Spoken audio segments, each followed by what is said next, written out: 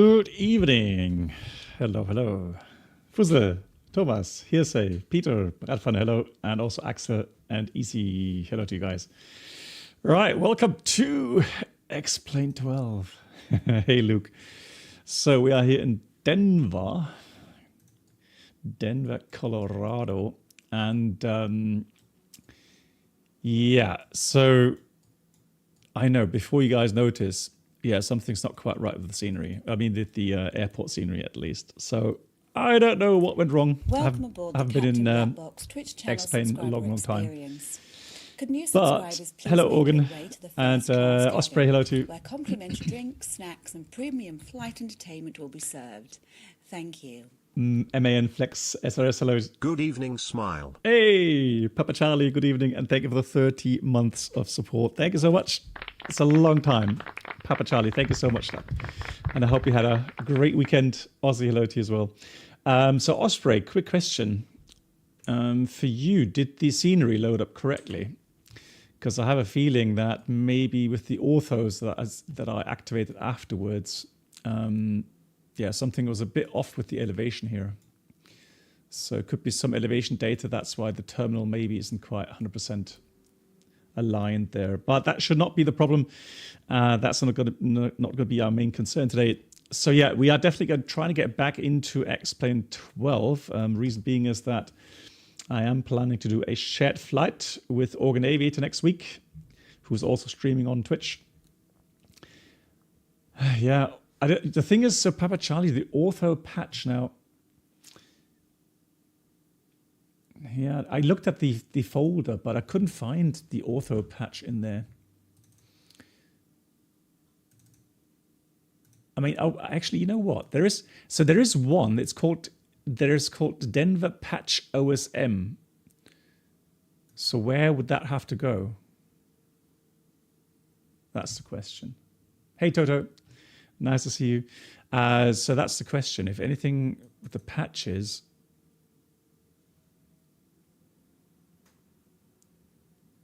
oh, sorry, Organ Aviator. No, you can also stream on YouTube. That's fine. Yeah, that's perfectly fine next week. Hey, Dave. Wie geht's dir? Nice to see you, Dave. No, the senior order was yeah, the senior order I did check, so that's okay. Anyways, it's not going to matter too much because I checked Palm Springs. The Palm Springs is fine. Please make your way to the first So that should not be a problem. Complimentary drinks, Hey, there we go. Premium flight entertainment will be served. Thank you. Oh, there we go. But such is. Sure, Christmas, but spring is coming too. Salud, Hefe. Salud. B711 beloved. Oh, there we go. So nice to see you. Hope you're doing well. I still hope you're doing lots of cycling. Thank you so much, Arthur Pico. 82 months, good God. Okay, so it says scenery custom, Devon.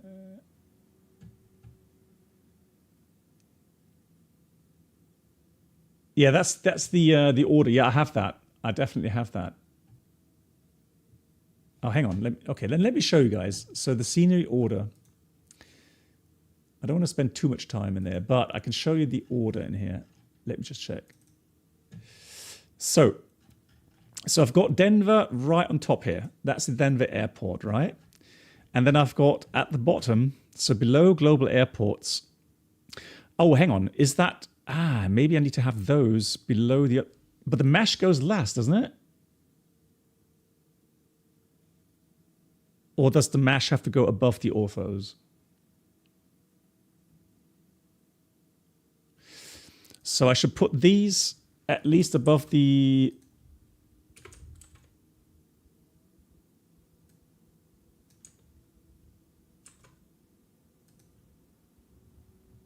above that. Like this.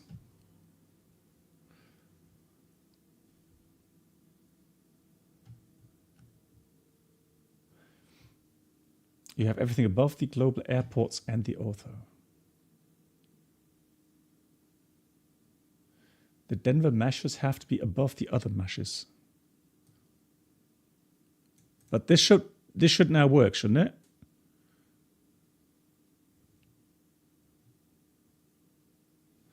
Just waiting for confirmation. So that should work. I guess. Okay, yeah. All right, let's try it. I'll try one more time. If it doesn't work, it doesn't matter. You know, the rest... I mean, we can't board the aircraft here anyways, so... Oh, I need to save that. Hang on. Right. I hope that's saved on time there.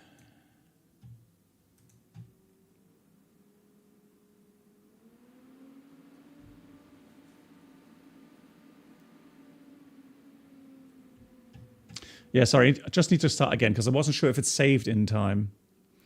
Just make sure that it's saved on time there. And then. All right. Yeah, so shared flight, guys. This is the thing. Is, you know, something people maybe don't appreciate as much because they haven't tried it themselves yet. But I can definitely say that it's a lot of fun. So if you got someone with you that also is a flight enthusiast and knows the procedures, flying then online VATSIM and just do the proper kind of crew resource management and the procedures in a two pilot environment, that's a lot of fun. Yeah, the Miko, that's correct.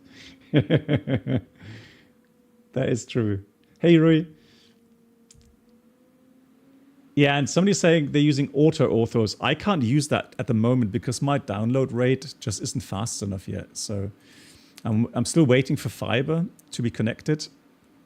And then, yeah, I'll wait. And then once the fiber is connected, then I will be able for auto-orthos. And Papa Charlie did this during an online event. Yeah, it is very thrilling, yeah.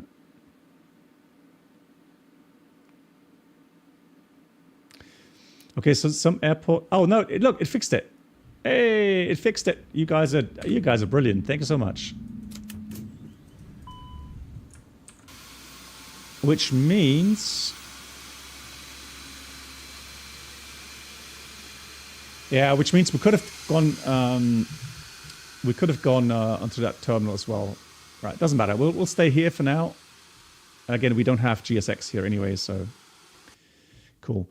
Right, so the A320NEO Toliss, and yes, I'm aware, guys, I'm aware that this doesn't match up with... Oh yeah, and by the way, I did install the latest better Pushback. Thank you, Toto. And so, yeah, I'm aware of that, visually it cannot compete with the Phoenix, or the FS Labs. I know that, but it doesn't matter that you can't enjoy the Toliss. Right, because it does have its pros regarding, like I said, shared flight. It has fantastic performance. So I'm just do preference here. That should be fine. Okay. Right.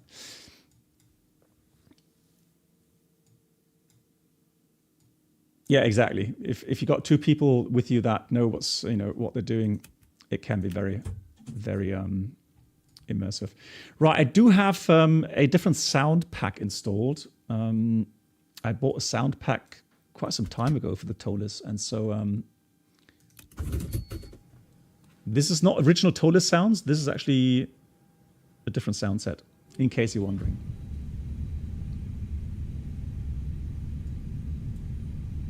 Yeah, the next fixes should get things fixed as well with the lighting. Yeah.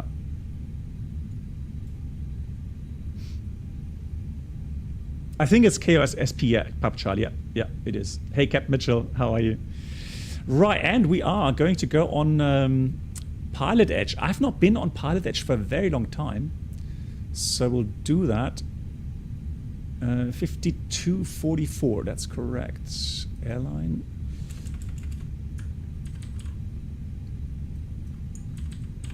There we go. Connect.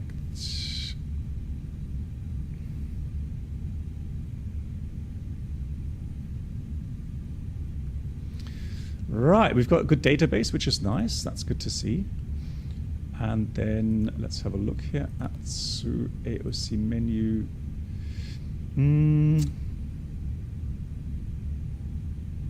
Let me just check something real quickly. Hold on.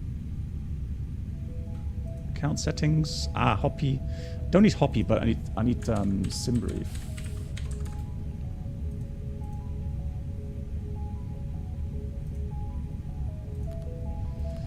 So let's have a look if we can load that.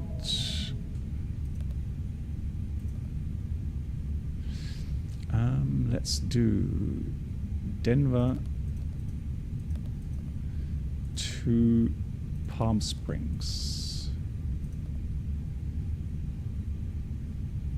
Hey, Terrain Ahead and Lilo, hello to you.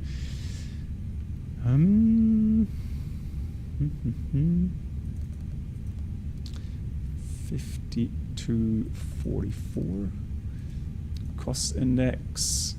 Let's have a quick look here into the Being approach 405 Echo Foxtrot. We got information to Echo at Prescott.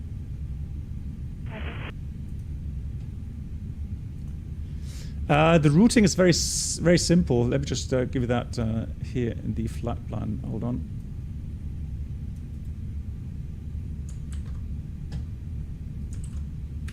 That's the routing. And do it again. Hello. Yeah. Like I said, I know there's a lot of people in my community that don't like XP12 and they don't like the Toliss, but that's fine. I mean, everybody's entitled to their own opinion. But for me, like I said, I'm fairly flexible on certain things. I'm not looking for perfection in every aspect. So as far as I can tell with the Toliss, I can get good immersion here in the next plane simply because the flight modeling is just more realistic.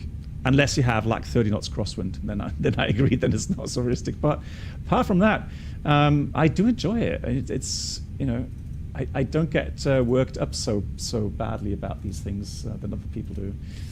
But like I said, everyone, each to their own, and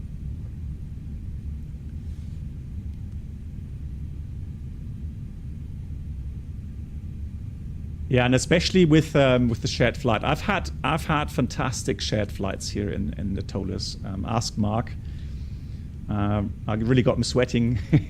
So I've had some cool experiences, and just the mere fact that you can go and fly. I could go and fly with someone from the US, or even Toto Ritko here in the Challenger as well.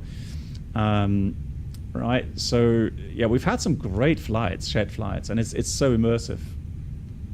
It's really cool. So yeah, it's been a while. I've avoided X-plane. It's the Lufthansa format, Terrain Ahead.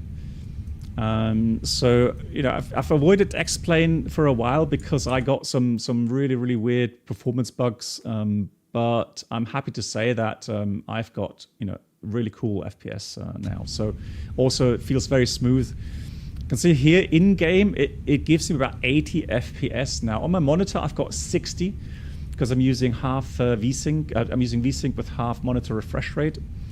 So 60 smooth VSync. It's really nice. Yeah, exactly. Stick figure. Yeah, Conti in Australia. I've had shared flight with many people, and I want to. And I want to get back to that. After Drake will fly 025. Right. Yeah, Q400 also very nice. Yeah, I fully agree. Right, guys, a quick rundown of the flight plan for you guys. So we are in an A320NEO LEAP engines. Your shadows could be fixed, full lines. Yeah, we'll get to that. Hey, Lilienthal, nice to see you. Yeah, we'll get to that, the Papa Charlie. Yeah, appreciate the help. We've got 1 hour 50 flight time. So we've got a bit of time to look out the window and have some chats. Ontario is the alternate airport, avoiding Los Angeles, obviously. We have planned takeoff fuel 5.3, so 5.5 block fuel should be fine. And the weather here, Denver should be nice. We can see shouldn't be too much wind. Let's have a look. So we got Denver 200 degrees, 8 knots, so 2.5 probably for departure. 10 miles, fuel 14,000, fuel 22,000, 14 miles. Look at that, minus 11. So that's 25 degrees spread between temperature and dew point, meaning it's a very dry air. We've got altimeter 3018 and forecast is fine. Palm Springs, no wind at the moment, 10 miles, clear skies, 20 degrees, beautiful, beautiful weather. 25 degrees spread here as well. 229 around Tango, And the 500 IFR. Ontario alternate, also fantastic, also clear. Hey Yanis, greetings to Greece. Nice. You know, Yanis, that's exactly right. So, you know, for those enjoying their add-ons, you know, that's the way it should be, right? Don't always listen to other people and their opinion. They're entitled to opinions, no doubt, but again, you know, don't be misled all the time by general opinions. Okay, I'm gonna make a screenshot, Papa Charlie, for that. Thank you so much for that. Cool, thank you. 229 Alpha Tango, Phoenix clearance, cleared to Tucson Airport. Organ Aviator, no. Stanfield 4 departure, Stanfield Dingo 6 arrival. Oh, that's on the 2 set. Expect 13,000 13 minutes after departure. Departure frequency 119. There we go. That's on the number 2 set. I was wondering why I was hearing that. Well, I can leave that on guard here. That's fine.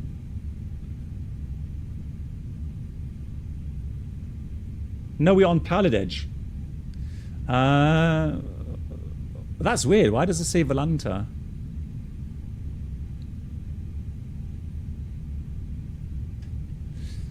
Do I have to set that manually? Yeah, we are on PilotEdge.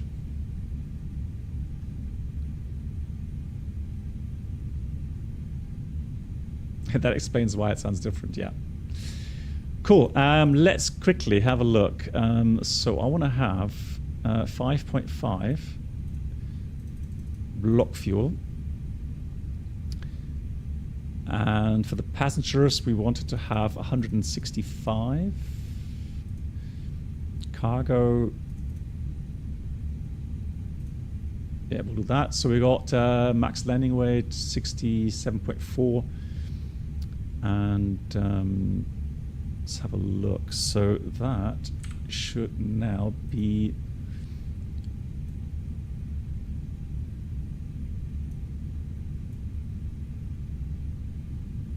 5.5. Right. Yeah, we have to adjust the weights a little bit so that we don't go above the limitations there. So that looks apply. So let's have a quick look at the fuel here. Yeah, 5.5, fantastic. Right, gonna dial up the brightness here. And then let's go quickly do the overt panel.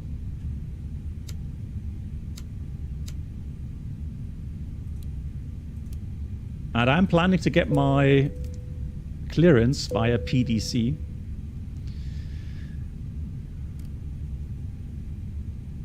And for that here on PilotEdge, we do have an external app for that.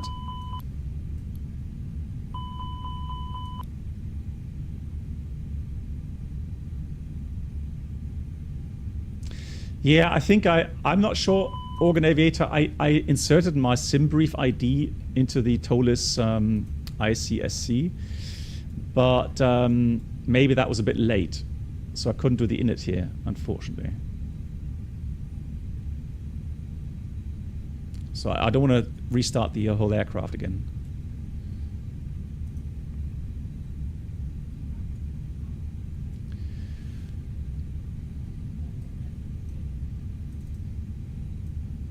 So I'm going to start Fans GUI, it's called. So PilotEdge gives you that that software for free. I have filed the flight plan. So what I need to do is we need to log on to CUSA, Kilo Uniform Sierra Alpha, and we're going to enter our flight ID 5052.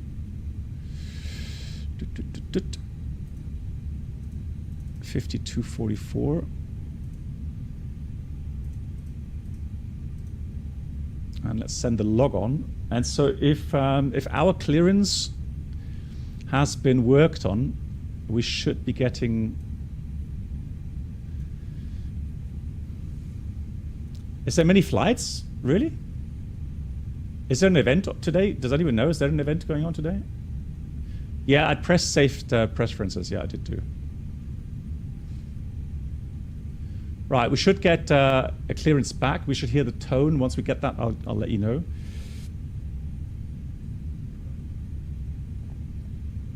But Florida's not PilotEdge, as far as I'm aware. Right, cost index 5. We may have to change the cost index later because that is really low.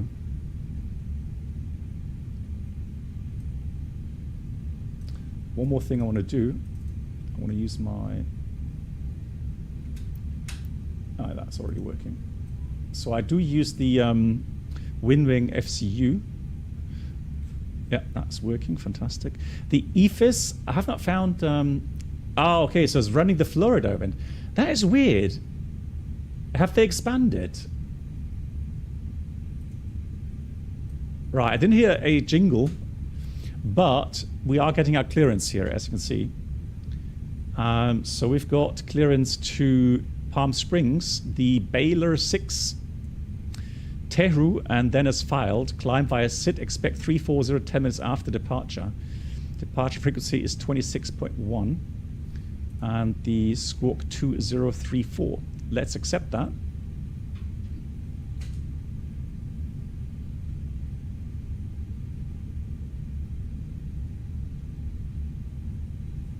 AirRec mismatch? No. No.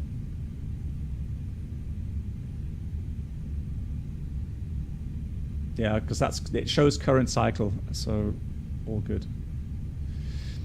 Right, so hey Stepke, cool. So what I'm going to enter now? Let me just enter. Expect 340. They said.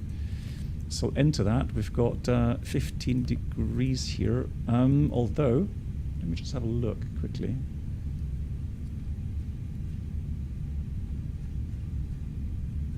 Temperature currently is 14, yeah, 15 degrees. Sounds about right.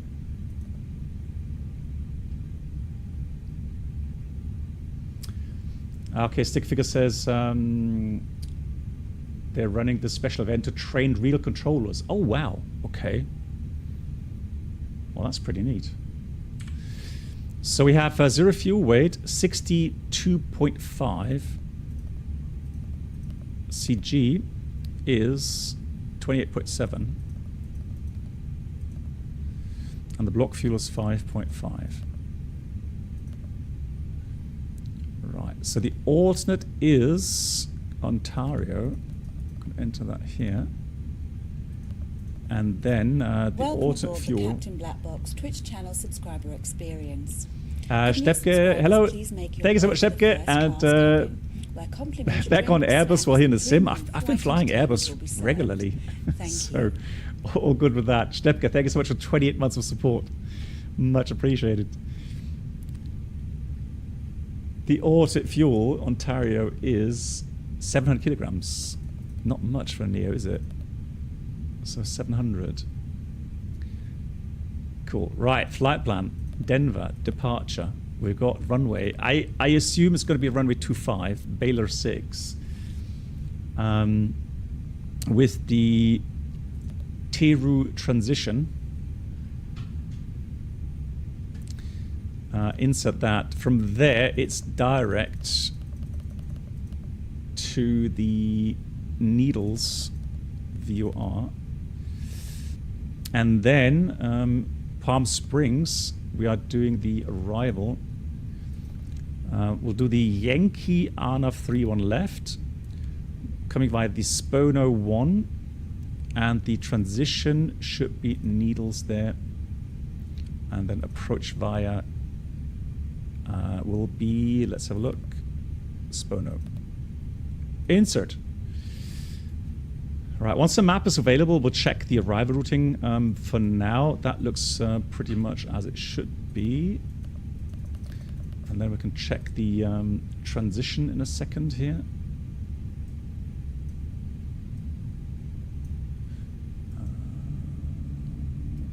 There we go. Right, so Aviatab. We'll do the airports. Denver Airport. So we have airport parking gates. So we currently are parked down here, concourse A, somewhere Welcome around here. aboard the Captain Black Box Twitch channel subscriber experience. Could new subscribers please make your way And to so the we'll first push class back, then we cabin, taxi where out, complimentary and drinks, snacks, once we reach premium 5 flight whiskey entertainment will point, be served. we'll contact ground. Thank you. So we don't have apron control here. Hey Lee, vielen Dank, 55 months Lee. Ich hoffe, du hast ein schönes Wochenende gehabt. Thank you so much, Lee. Yeah, I thought so, Lee, right? Maybe you skipped one and then now it offered you two infos there. Right, so we've got the Baylor 6 departure ANAF. So for runway 25, it will be 263 heading up to about 6,000 feet. So 25. Then left turn to cross Barkham at below 10,000. So 10,000 is restricting initially.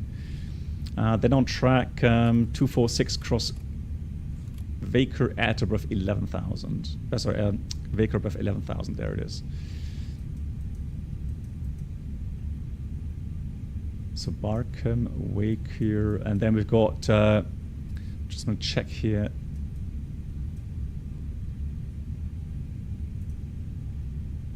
Yeah, Barkham 10,000 below. Yeah, constraint 10,000 below is correct. Then we've got Vakir 11,000 above, correct. Too low, too low, 14 above. What a funny name. 14 above is correct. Then we've got Mitsui.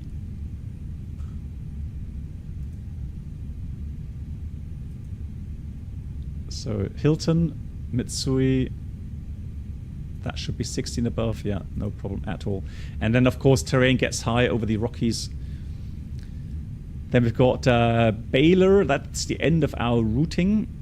17,000 above. And then we go Boba to Teru for the transition, Teru. And then we go on to Needles, etc. And then we go 340. Right, so that's pretty much that. Hey, Ghost, hello, how you doing? Ghost, yeah. Not much longer now, a week until the FS weekend. Looking forward to it.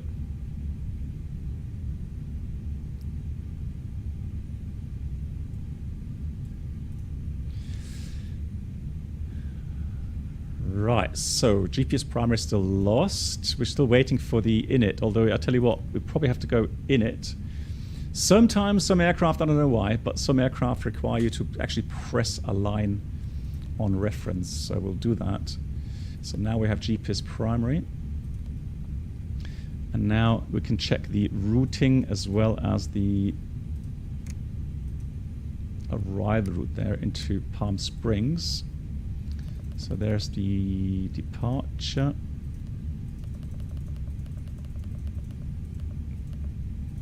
Then we go Spono, and then we have the arrival routing for the RNF approach. Perfect.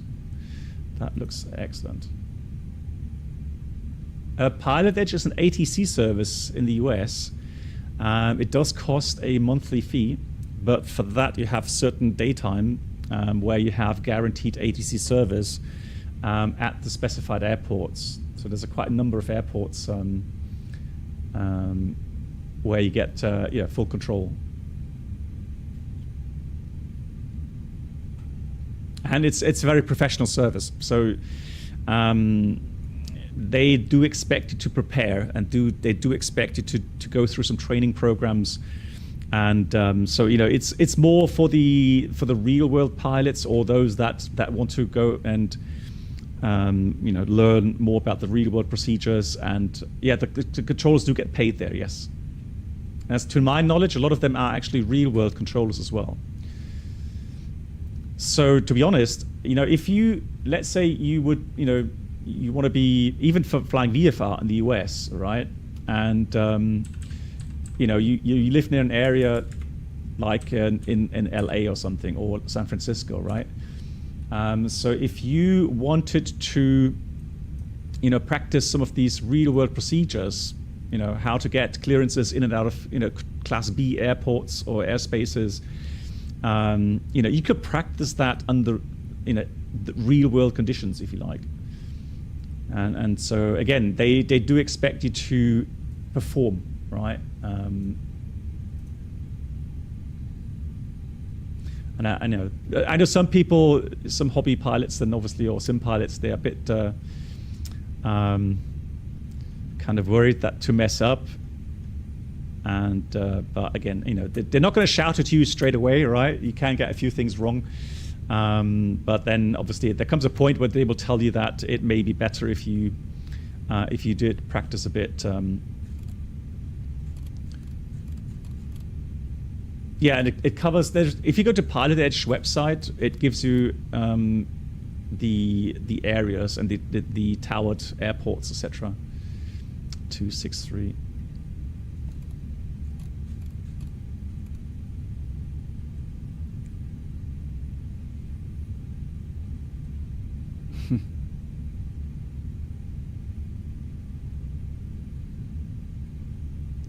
I'm not sure. Yanis, I flew the NEO IRL for many, many years, and I honestly never saw that.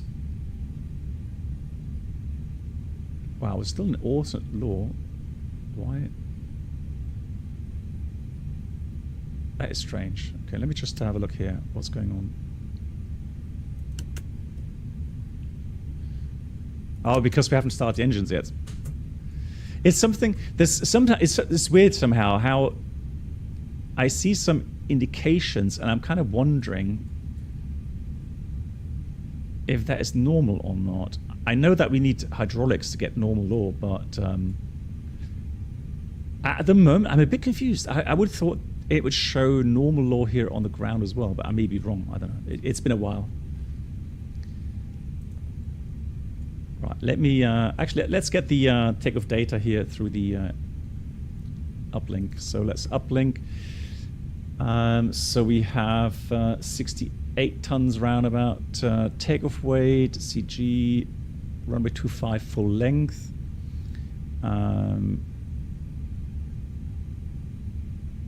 Usually we do flaps 2 takeoff. Let's try that. Let's see what happens. Hey Nishant, yeah, XP12, exactly. So there's the uplink, so flaps 2 it tells me. Now this is always the first page, gives you the max power. Now if you want to have flex takeoff, go to flex, and that way you do get flex takeoff data, so 38, 30 to 40. Let's insert that. So it's going to be flex 54, 38, 30 to 40, flaps 2 up 0.5. Yeah, we'll take that. That's good to hear, Nishant.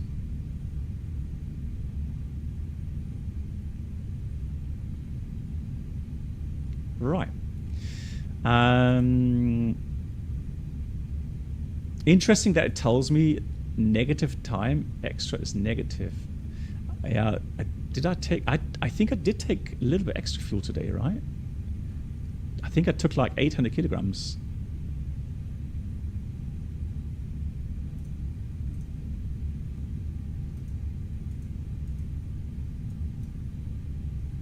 No, I did not.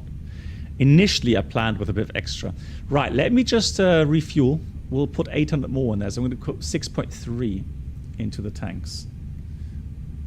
Because we do need fuel for one go around at least. Just in case. So let me put 6.3. So let's do the recalculation here as well.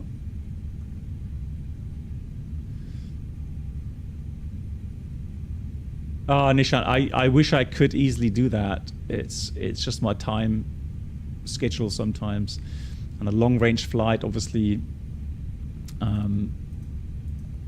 That does take a lot of planning. Right, block fuel is going to be 6.3. Let's put that in here. Yeah, 6.3 on board. Now that looks a lot better. So, 68.6 now. So let's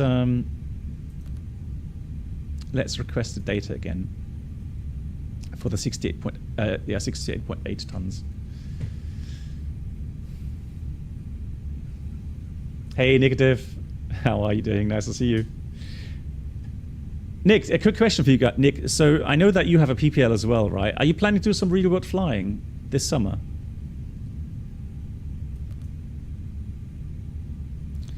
So insert the uplink. Oh, hang on, disregard. Takeoff uplink. I want to have the receive takeoff data, the flex takeoff. There we go. Right, now flex 54, 38, 38, 40. Perfect. That's better.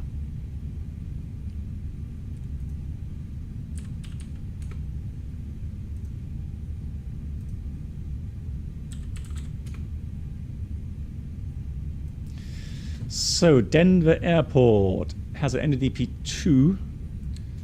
The elevation is 5,440. So 6,440, engine out, runway 25 would be 7,000 acceleration, and then straight out 15 miles to hold. Currently not, okay.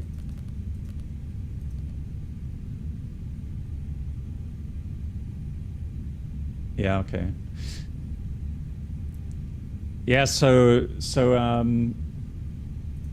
yeah, I'm still planning to start sometime in May, trying to get my PPL license back again, and then do some real world flying as well.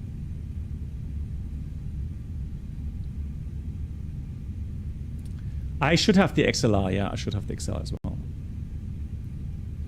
Cool. Right, diffrips. Init A, init B page filled out. Flight plan page. RATNAV, not needing anything really, but I'm going to put Denver just as a reference in here.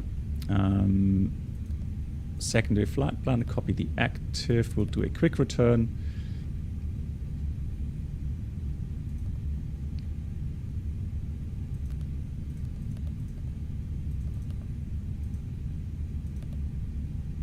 So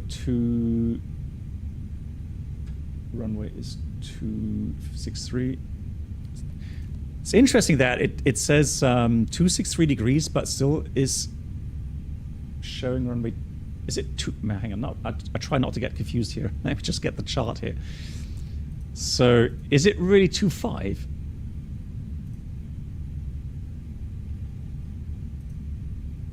Let me just have a look at the airport. Just to make sure. It is, yeah, it is 25. So I'm planning to depart on this runway. So it is 25. It just has so many runways. That airport is just huge, absolutely huge.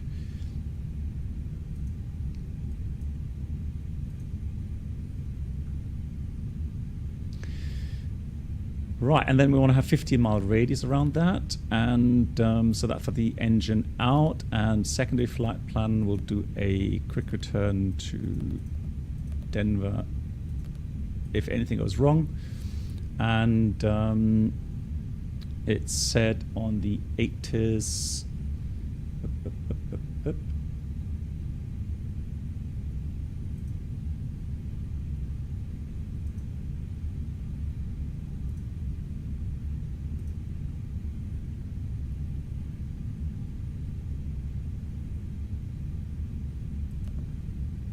just out of curiosity, can I get the ATIS, weather ATIS? Denver. Oops. That there. No.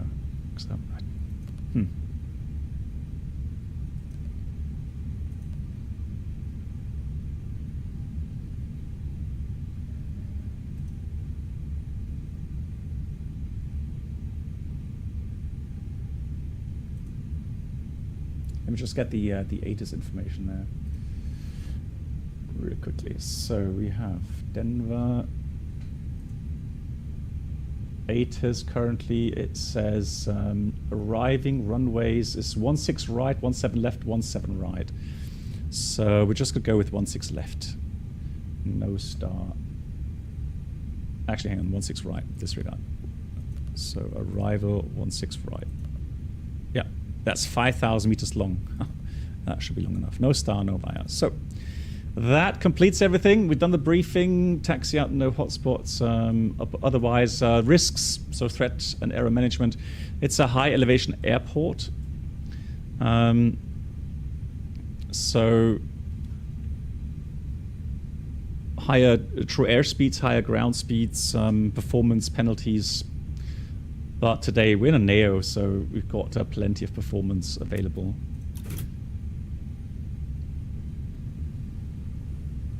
Hey, Fishbone.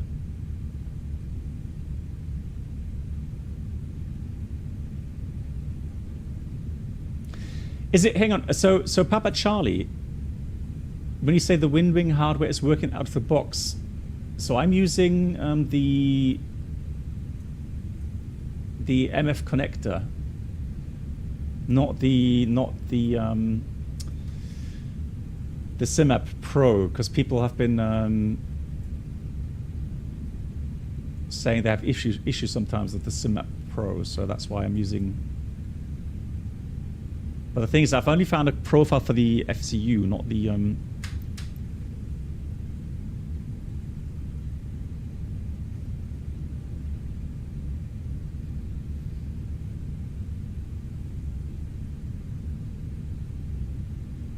right.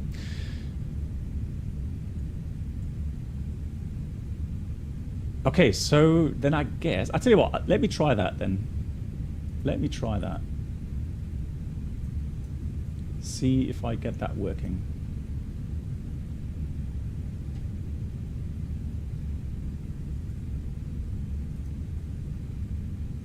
I mean, I have updated SimApp Pro because let's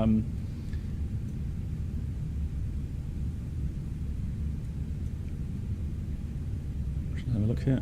Because I had to update for the hardware that I'm using DCS.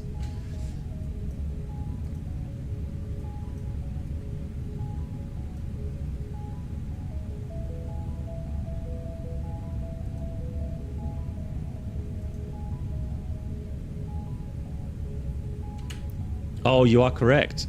Man, that's cool. Yeah, thanks for that. It does work. It does work straight out the box. Even with the EFIS panel there. Perfect. Nice. Love it. Excellent. Yeah, thanks for the tip, Papa Charlie. Yeah, Fuzzle, the thing is though, I've not found a profile that works with the EFIS, unfortunately. Have a look here. So,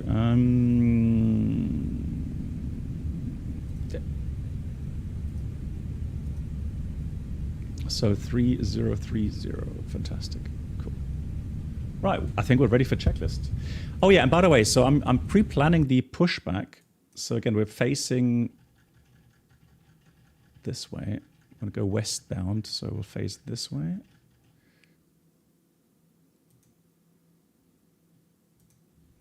All right, Captain, got the directions. Let me know through the menu when you're ready. Cool.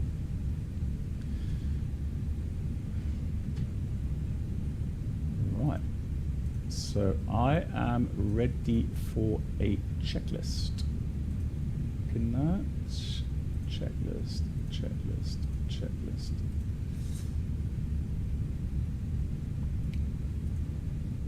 So cockpit preparation checklist. Gear pins covers removed. Fuel quantity 6,280 kilograms balanced. We have seatbelts on. ADIRS. NAF.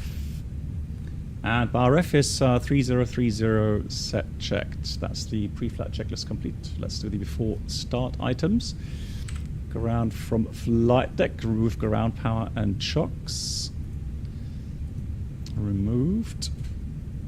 Beacon is going on. Doors have already been closed and locked.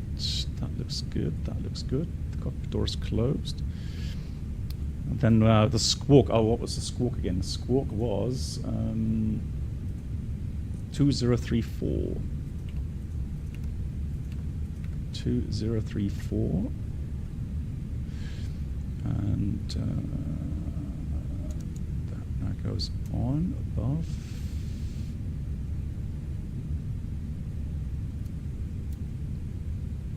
Hopefully that will work this way. Because I don't have an indication whether or not the squawk is on.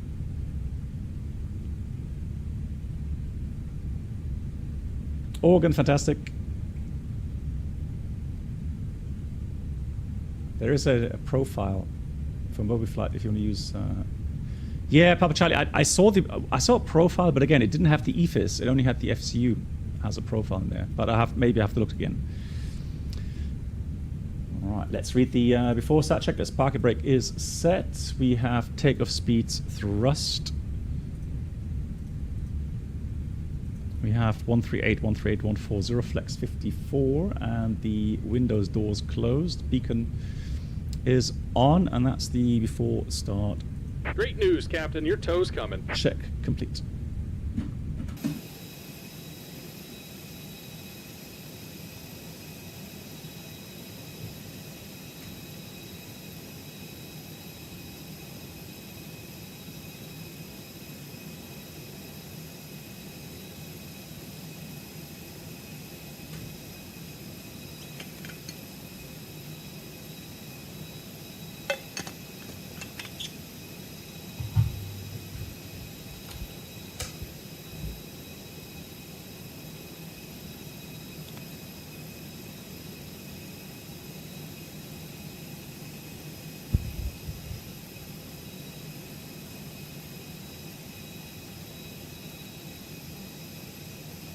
All right. Looks like the doors and hatches are closed and we're ready to connect. So ground west later will be 121.355. Let's dial that in. 121.355. Ladies and gentlemen, AC, oh, that's really welcome kind. aboard the My Captain God. Black Box infotainment experience. New subscribers should now pick up their pass to first class. Thank you. Pick up your pass to first class. Thank you so much, Easy. Thank you so much for the 6 months in advance. That is a commitment. Thank you so much for that. Big round of applause. And once again, thank you so much for that. My God. Fuzzle also says there's several updates there. Okay. Yeah, I will check that, guys. I will check that. Thank you so much. Right. We should be lifted up. Hey, Captain, let me know where you want this thing.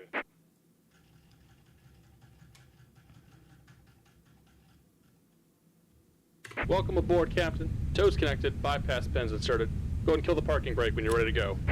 Ready. Here comes the pushback. Light them up. Hell that. Light them up. Right. Then let's do that. We've got the fuel pumps to go.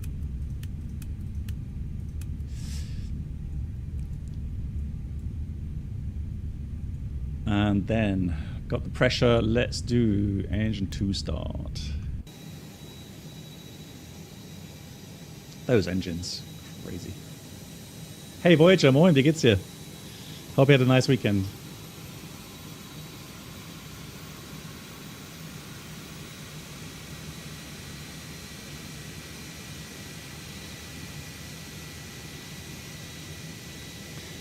So the Leaps, they do a little bit of a motoring, but not as long as the Pratt & Whitneys. So yeah, I'm doing well. Thanks for asking. Had a wonderful weekend.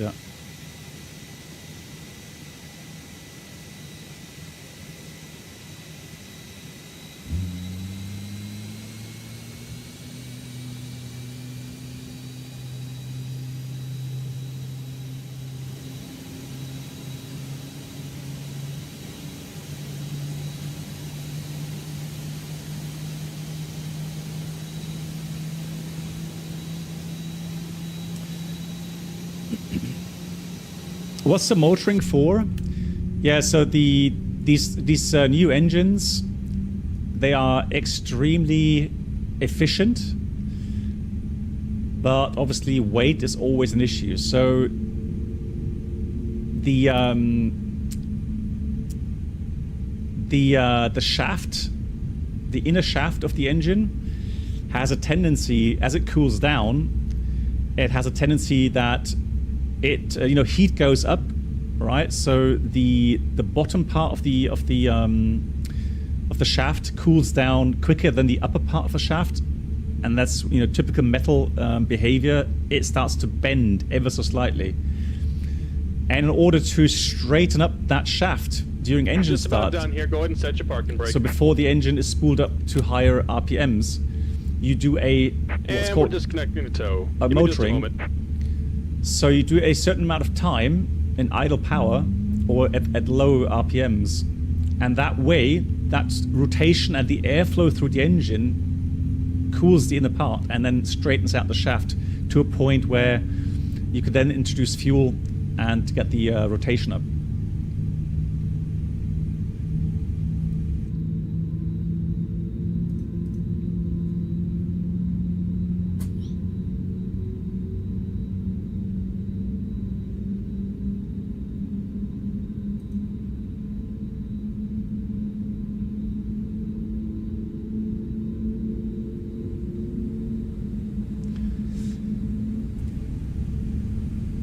And we're disconnected. Signal and pin on the left. Take it easy and have a safe flight.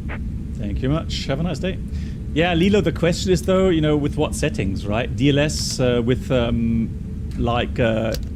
don't know, 4 times upscaling, etc., right? Again, the thing is that then comes the other aspects with ghosting and so on. So I don't know. It's always this high FPS. Yes, I can get high FPS. Here's the all clear, thank you much. But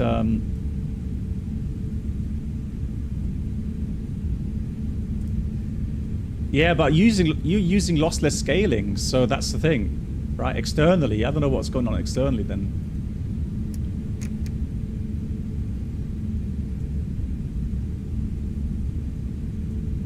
Hey Caleb.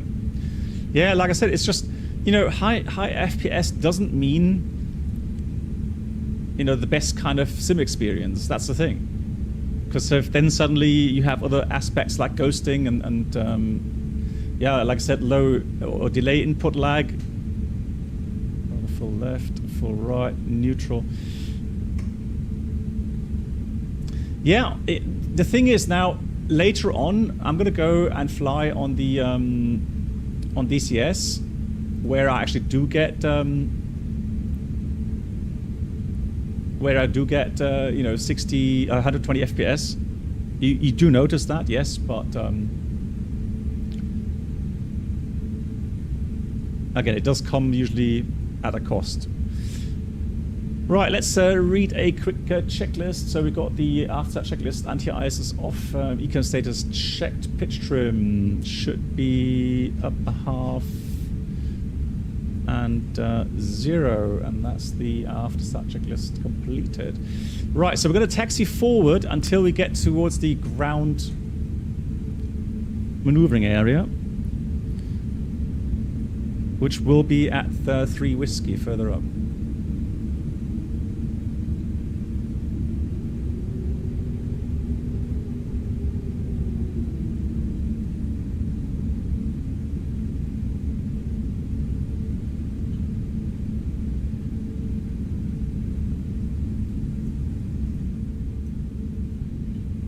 Brake check.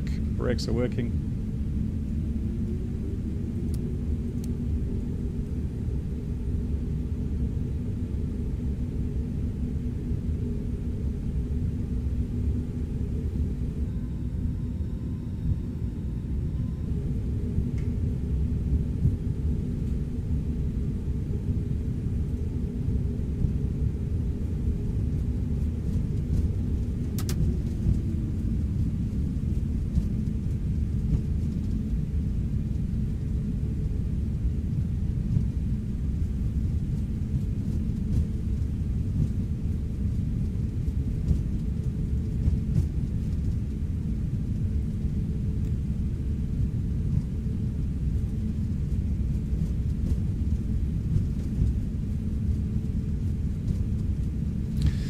So let's check the latest ATIS, because here in the US, when you call ground, they do appreciate if you let them know that you have the latest ATIS. And I have Papa here.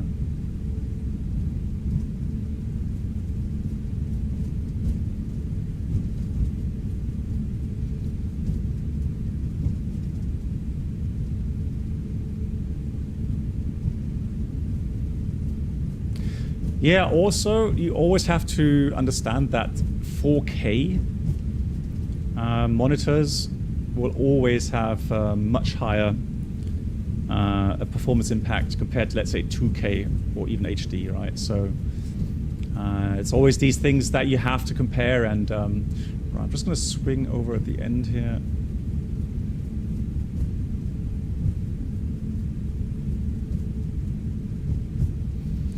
Oh, hang on, there's one more thing I want to do. Let me just quickly stop here.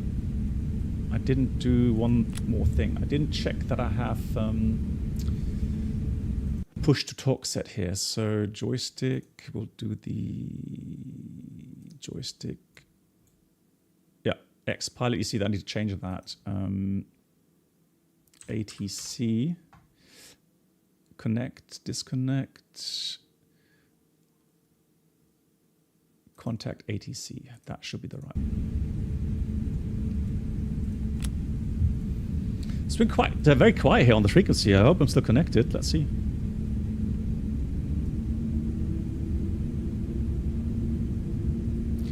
Denver ground. Good afternoon from American 5422 approaching 3 Whiskey. Appreciate runway 25. Information, Papa.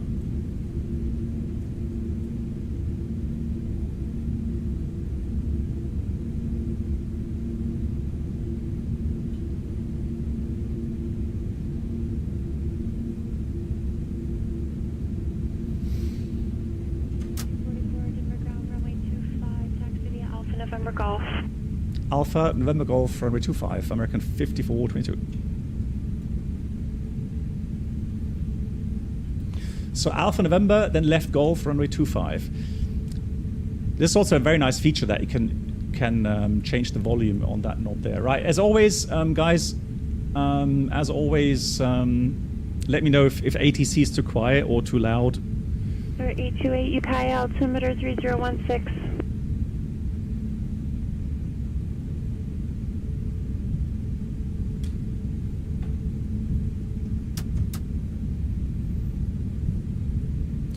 So Alpha November, left Golf 25. So normally we'd get cabin ready. We'll do that. We'll do the radar PWS. I'm going to do a config test, and then we should be good to go. I have departed to 5 IRL last year in Denver. Dead on, thanks for the feedback. Just right. Cool. Excellent. Happy. Right, then let's read a taxi checklist. Flight controls checked. We've got flap setting config 2. Then we have radar PWS on and auto. Engine mode selector is normal. ECAM memo, takeoff no blue.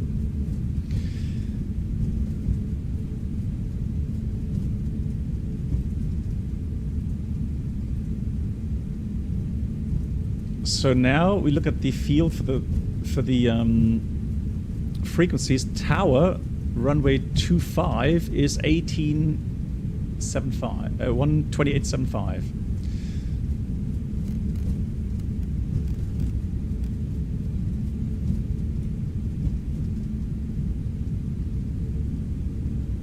Okay, hey, that's cool. Fuzzle, thanks so much for the info. Movie flight profile tracer NZ. Okay, thanks. I'll make a screenshot of that. Thanks so much, Fuzzle. Appreciate it.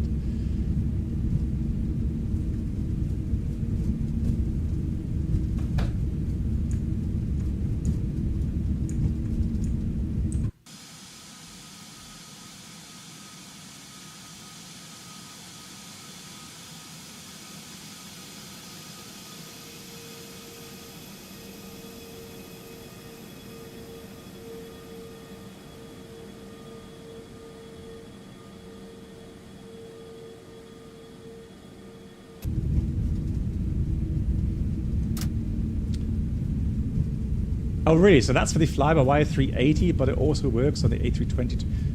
But also here in the Toliss? Really? Okay. Strange. Okay. Anyways.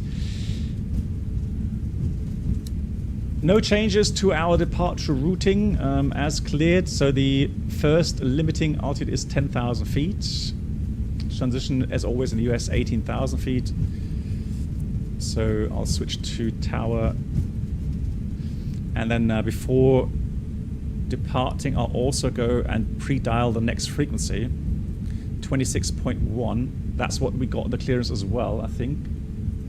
Let me just check that. 26.1, yes, that's correct. So 26.1, pre-dial that here. And the departure route is the Ailer 6. All right, are we ready? We're all ready.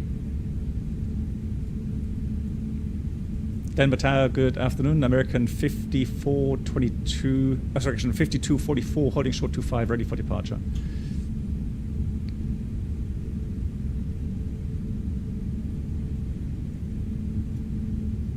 American 5244, Denver Tower, runway 25, clear for takeoff.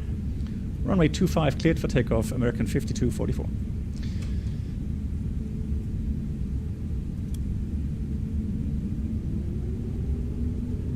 Cabin crew, prepare for departure. Lineup checklist. Takeoff runway 25 confirmed. TCAS, TARA, and PAX remain on. Approach sector is clear. We are ready.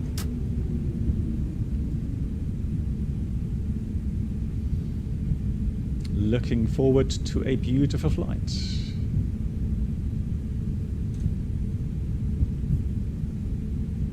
Takeoff.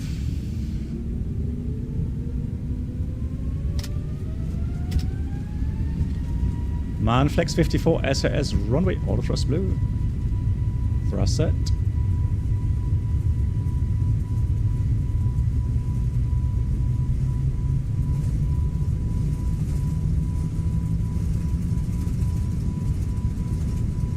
Knots checked.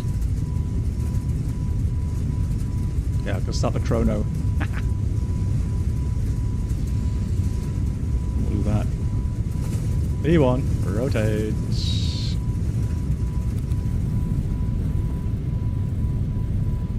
Pause right. Gear up. You can see the pitch here. Look at that. It's only like 12 degrees, right? We flexed, but also the high altitude.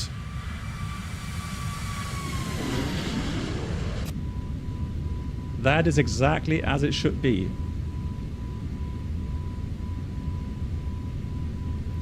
All right, gear is up. Can increase the pitch a bit more now, less drag. Thrust, climb, climb, up blue, auto thrust.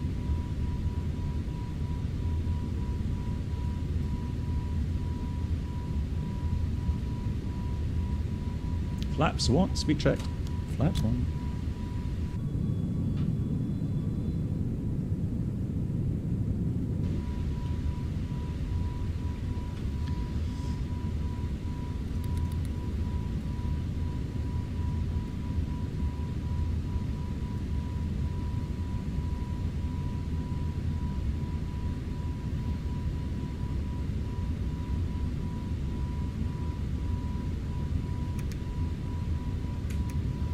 Alright, TCAS symbol, he's below me there. That's fantastic. All good. And here we got 2,000 to go. 10,000 below.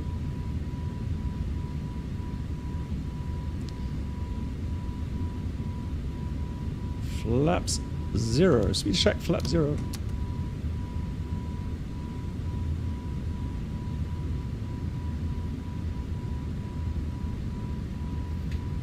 Autopilot 1.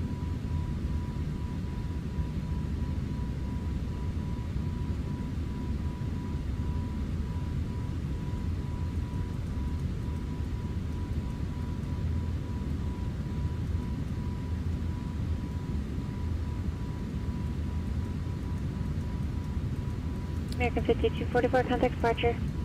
Departure, American 5244.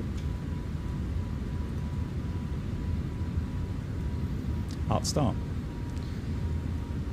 Denver departure, good afternoon. American 5244 is on the Baylor 6, climbing by the Baylor 6. Oh, and altitude.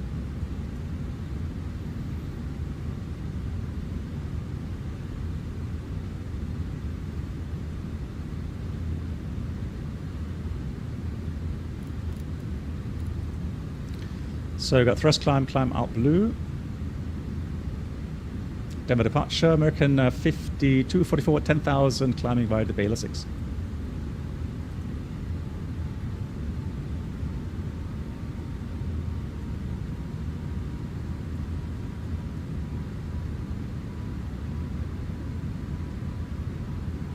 American 5244, Denver departure, radar contact. There we go.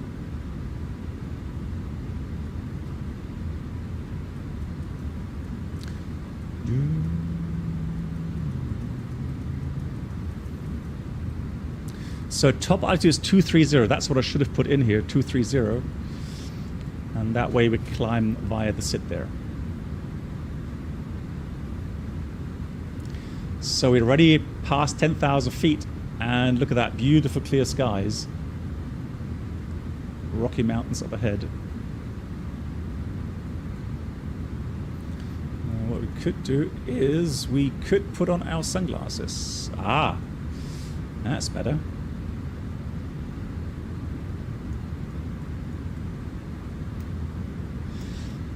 Pilots do love their sunglasses, right? There's a Lua script for Toliss that gives you all the V-speed announcements, plus flaps, okay. Like a kind of a virtual co-pilot.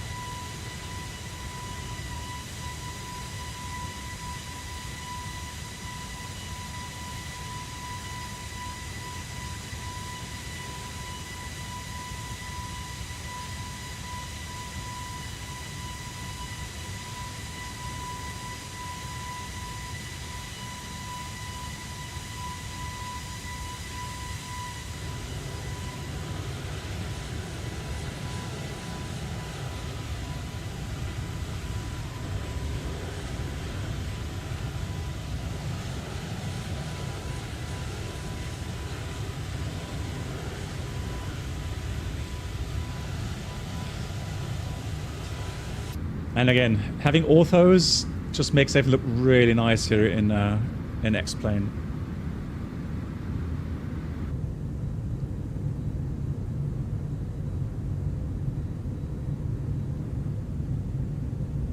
Beautiful.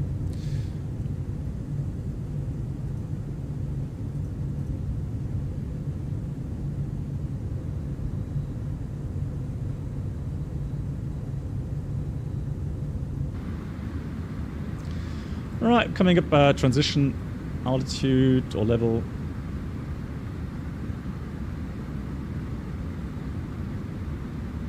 Have you enabled a physics-based camera? Oh, hang on, let me just check that. Thanks for reminding me. Right, standard is set.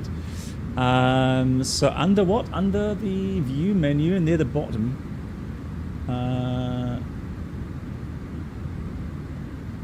So G-load camera, is that what you mean?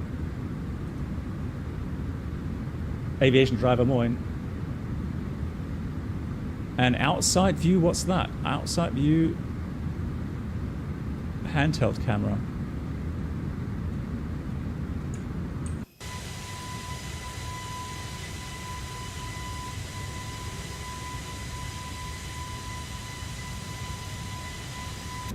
I don't really see a difference, if I'm honest.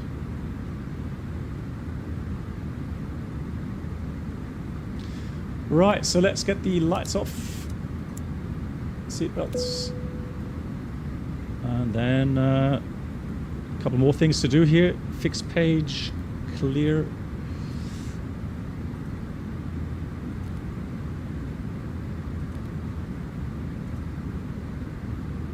And RATNAV clear. Secondary copy active. And that's that. Hey, HC Sim, how are you? Nice to see you. Hope you had a great weekend.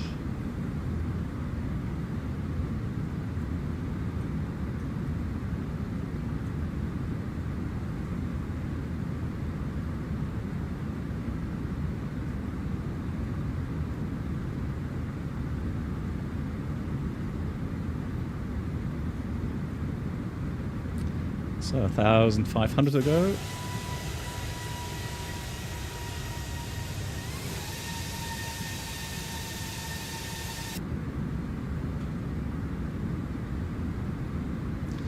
Okay, so the thing is though, view, if I do G-load camera, it doesn't tell me that it's actually using it, does it? It's not really, shouldn't there be like a dot here next to it? Because I've put the sunglasses on, right? It tells you sunglasses. So I'm not sure if that's actually working. American 5244, contact Denver Center, 133.67. 3367, the American 5244, Bobby.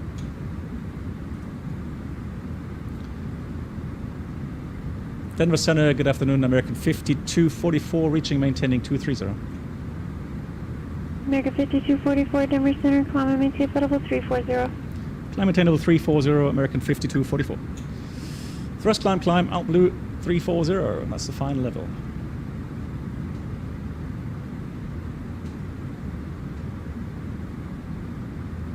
It should have a check mark next to it, right? Yeah. I did update the X-Plane today, so I'm running the latest stable version. But not the beta, I'm running stable versions, guys.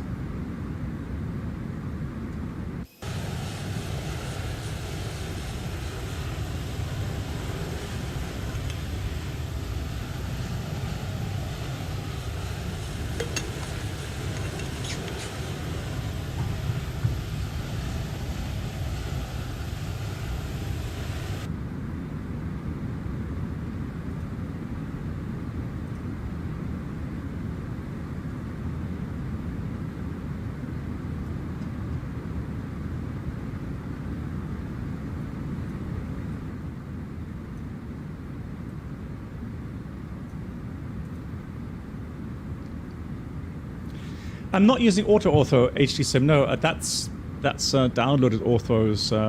The American orthos and the US orthos that I got, they work quite well.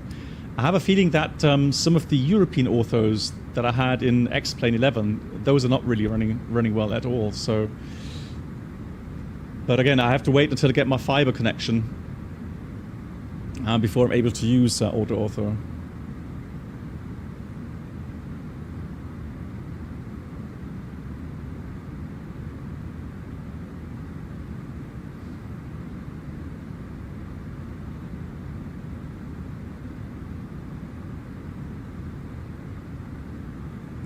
Stick figure? I doubt that.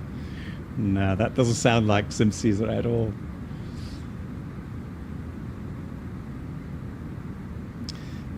Yes, I do want to do a shared flight with Sim Caesar as well in the near future.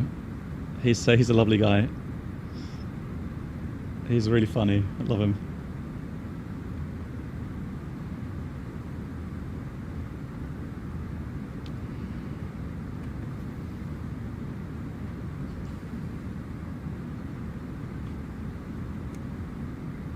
Right, I'm going to switch to airports here. And we've got Aspen coming up here. Look at that. So, yeah. 40 miles.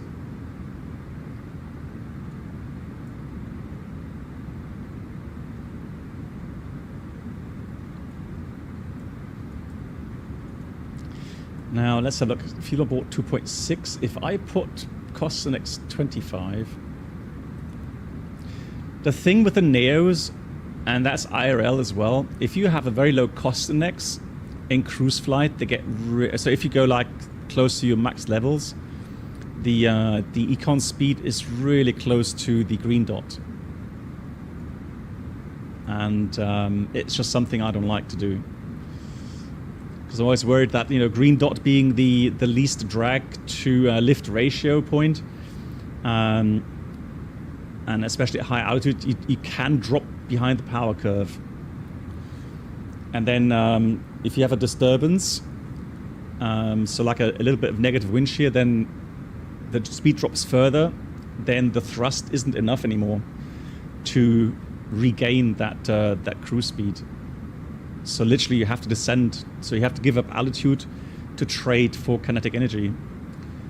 So you have to trade potential for kinetic energy to get back above the green dot speed.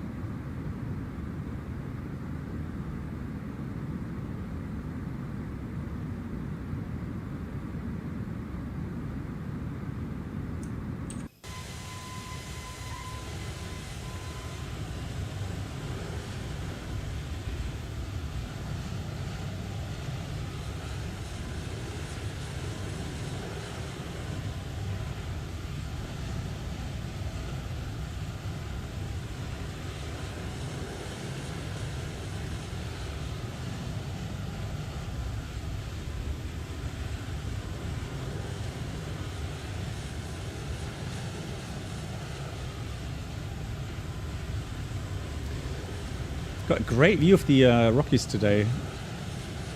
Really amazing.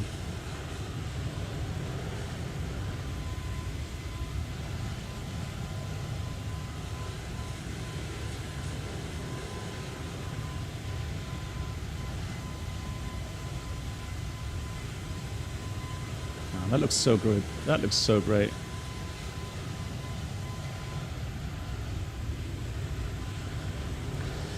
Yeah, so Aspen, you can see Aspen quite quickly by looking at these ski slopes there. So there's a valley in there. And I'm sure the airport should be here. That should be the airport there.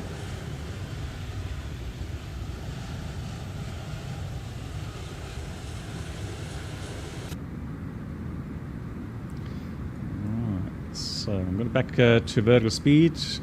Mach.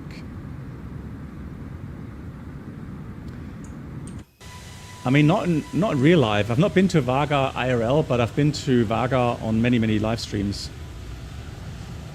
The last time, not too long ago, in the FS Labs. That was like maybe 3-4 weeks ago.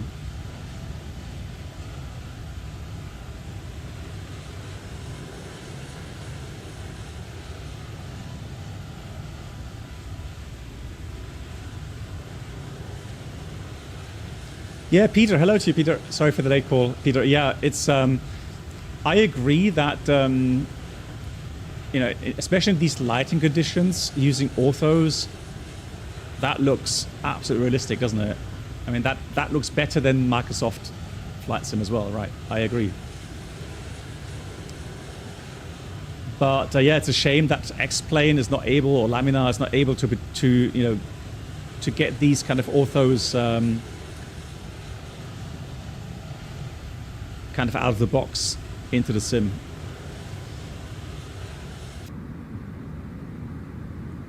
But I know licensing, etc., right? So costs. We're center 127.02.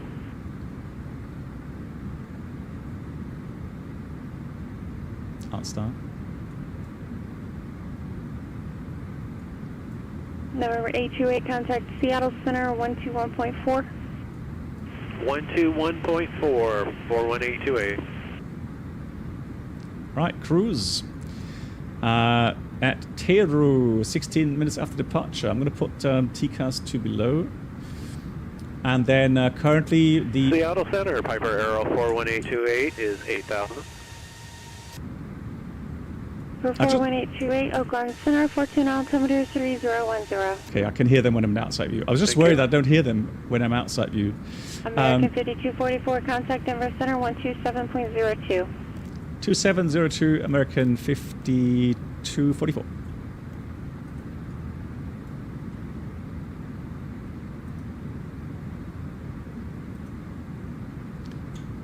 Denver Center, good afternoon, American 5244, level 340. American 5244, Denver Center, thank you. Right, so there we go. And there is. There's Aspen right below us. How cool is that?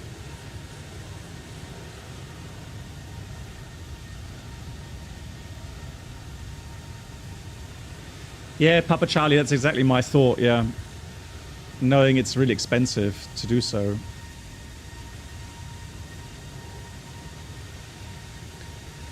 But if they were able to, Papa Charlie, I think you would agree, that would be a huge plus for XP12. Imagine having these kind of sceneries automatically streamed as well.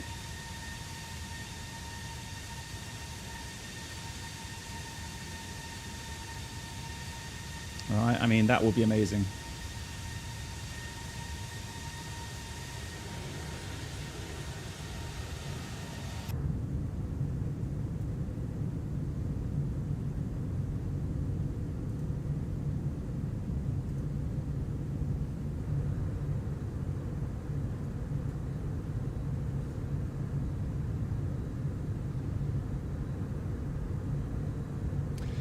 Yeah, Organ Aviator, absolutely. So depending on the weather there at Vagar next week, yeah, we got to be ready for some go-arounds. Yeah, better take some extra fuel.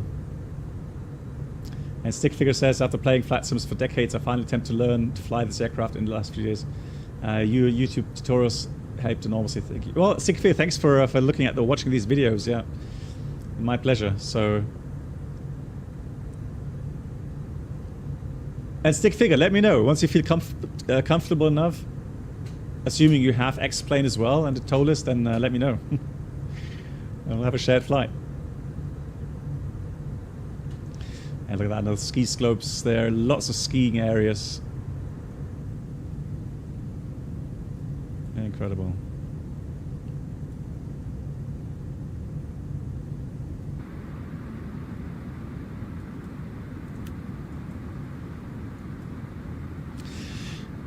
Yeah, so 16,000 is still the highest terrain around us.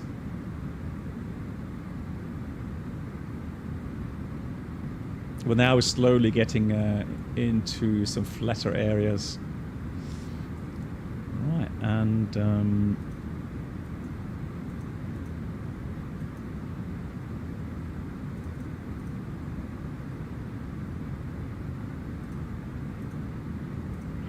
Albuquerque Center, Cap Southwest 3800, flight level 262, descending across Skull and maintain flight level 250.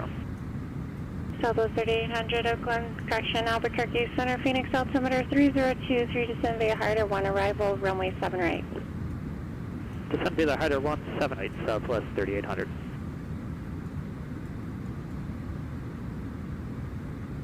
Cool. So flight time to Palm Springs is another hour 25. Hey, Pilot 19. When you start reactivating your PPL, you have a favorite aircraft? Well, I mean, depends on what the flying club offers. So as far as I understand, we have so the flying club. I've got my ISET at the moment. Does have a Cessna. Actually, has two Cessnas 172s. One of them is VFR, but one of them is even IFR rated with a Garmin navigation unit. So I am thinking about keeping my IFR rating. That way, yeah, it would be interesting flying the IFR version as well. But in Ganekasee, so near Bremen, where I want to fly, they do have some other aircraft as well that you could possibly rent out.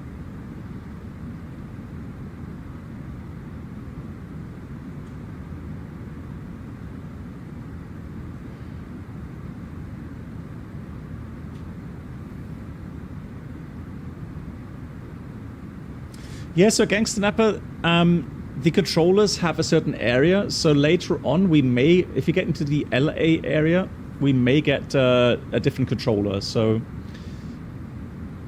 yeah, that's really the only downside with PilotEdge, that you have, you know, the same voice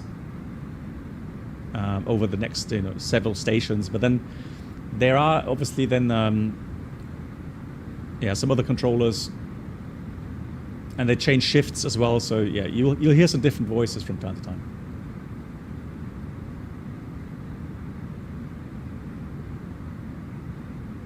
Oh really? Oh yeah. So actually, you know what, Pilot 19. So what was that IFR check ride?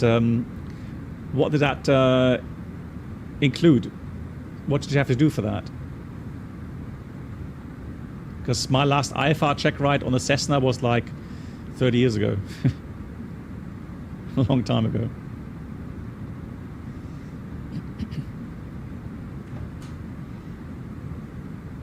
And back then I actually had to do raw data holding entries for the IFR check ride. So all I had was an HSI. Oops, so this. And I had to do holding entries. So those were the days. And I honestly, I would have to practice that again. I'm pretty sure I wouldn't be able to handle that straight out of the box. I mean, the advantage is a Cessna is a lot slower.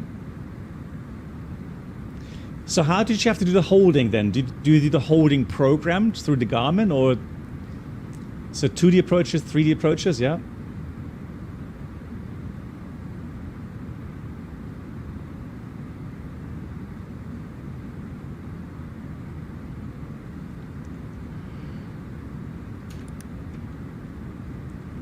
So it's like based a lot on ANF as well, I guess.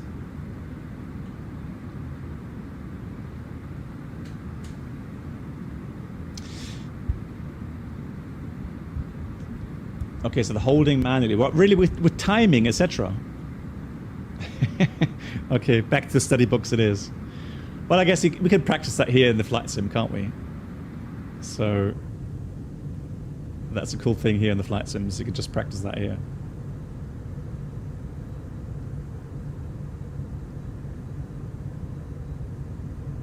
That brings me to the next question. Did you practice that in the Microsoft Flight Sim or something prior?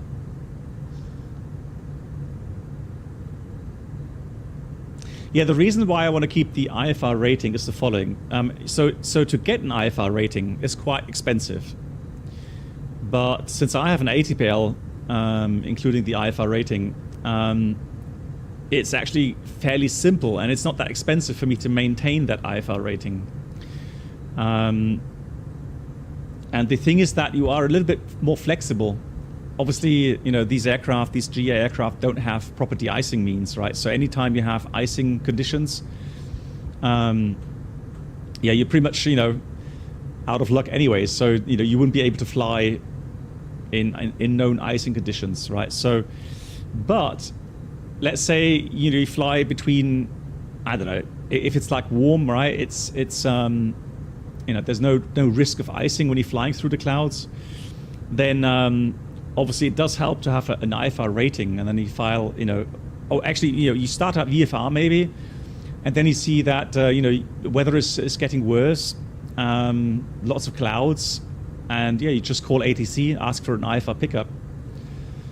So you get your IFR clearance, get your squawk while you're flying, just enter that into the Garmin, and that's it, off you go. And so you don't have to worry about you know, maintaining VFR flight rules all the time. The same goes if if you're flying through certain controlled areas, right? If you fly IFR under IFR rules, under IFR control, you don't worry about these control zones. Yeah, Yanis, exactly. I remember that as well.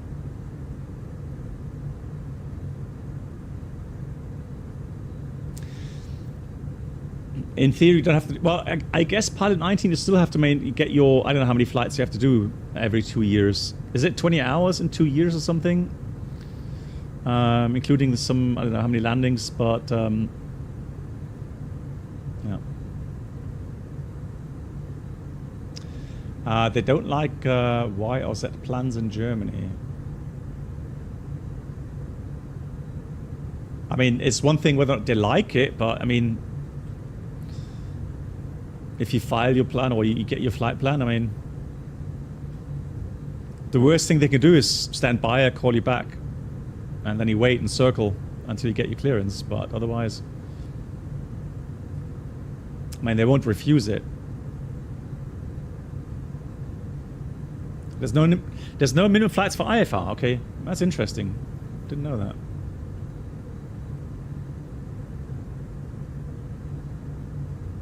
That looks so good. Love it.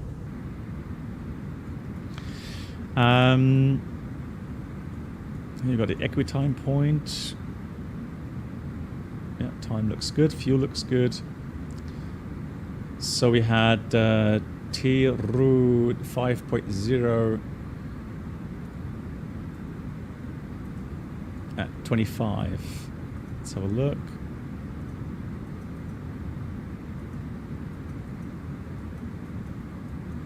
So that's 16 minutes after departure, 4.0 plus the extra of about 800 kilograms, so 4.8. And we had 5 tons, so we're good on fuel. All fine.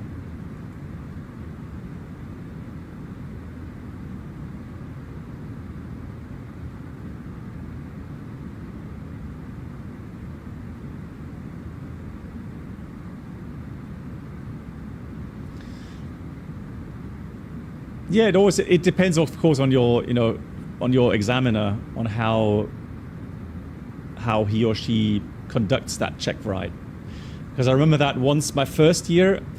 So to give you a bit more perspective, so after I finished my training, so after I got my ATPL, all I was missing was my type rating on a 737 or an A320, and so I had everything but missing the type rating. And then because of the first Gulf War, I didn't get a job for 2.5 years, and so I decided to fly or keep my license, on my own account, on my own costs, and so that included the IFAT check ride every year. And the first year that I did my check ride is really easy. It was more like a fun ride, but the second year I had a different examiner, and he did everything so strict, including several holding entries, holding patterns. Glide approaches, you name it, time distance check, all that stuff you wanted to see. So again, it depends on the examiner.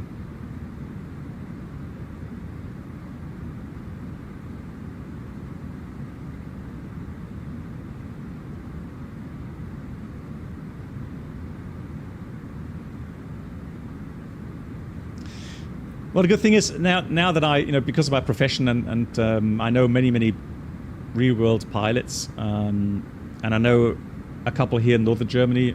So even one of them is a 747 real-world instructor, so pilot and instructor, and he's also then a instructor at our flying club in Galliker. So I know him, and so I'm sure he'll be able to help me out with all the check rides, etc. Yes, I am, Garen. I'm using the, was it KOSP sound pack?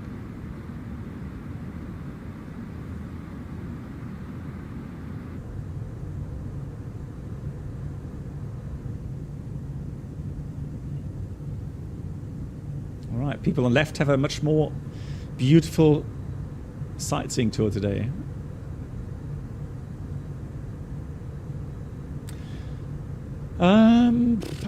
Here, I think the KOSP here and the Toliss should be better. But maybe, watch some YouTube videos maybe. I'm sure that there are some videos circling around. So KOSP is better, says YSF Sim. Yeah. Yanis, you haven't flown since 2012. Oh, you lost your medical. That's really sad to hear. Sorry for that. Maybe after retirement. Yeah, I'll keep fingers crossed. Hope that works out. Same for me. So while I was, I was a professional airline pilot, I never considered flying, with a PPL or something, because I didn't want to spend more time at the airfield or in an aircraft in my free time, right? I did want to spend that with the family at home here. So, but now, once I retire, I've got lots of friends that do still fly VFR or GA, some of the even IFR, and yeah, we'll do some fun flights. So I really hope to get some trips going up to Norway, let's say. We've got lots of friends near South German border, so, and I just don't like driving cars. I really don't. I'm not a typical German in that sense. So I'd rather fly. So the KOSP is better because it includes the 390, 20, 21 with all the engines. Okay, that's cool, Simo. Thanks for the feedback. Pilot 19, my examiner some years ago was an A340 captain, and he said to me that each speed below 120 knots with a Cessna is not acceptable for him. What? What's the landing speed of a Cessna? About 80 knots, 70 knots? You drive a Luftfahrzeug, exactly.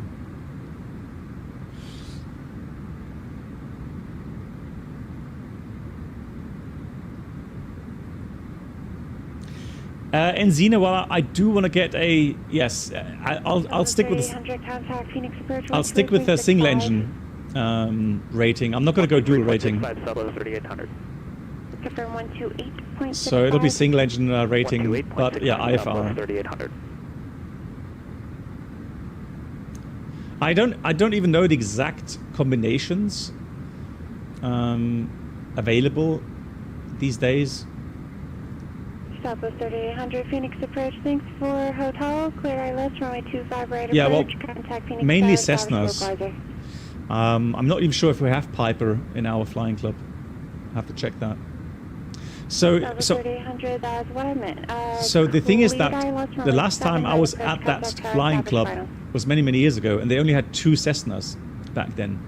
Hey Joss,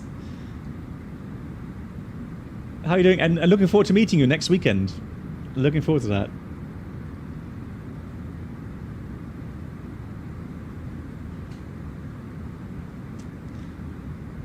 Joss, what you mean a 787 rating? Nah.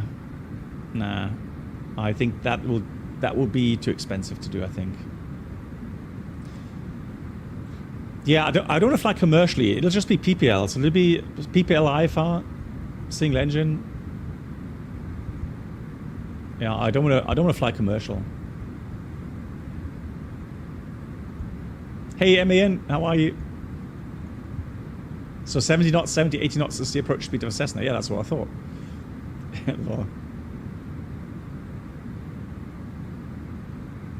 Hey, Georgios, how are you doing?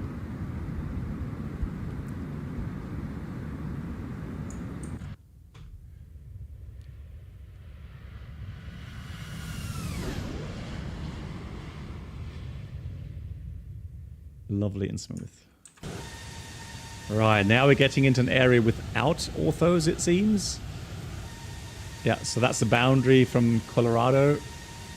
Orthos, but I have orthos for Arizona and for California as well. So Palm Springs, we should be back into ortho area. Hey, goat friend, if you have a passenger as PPL pilots, it's okay to split the bill. Well, yeah, I mean, yeah, of course. But again, you know, you're not allowed to fly officially. Yes. I'm just looking at it. And accept, you know, wages and accept certain payments for your duties.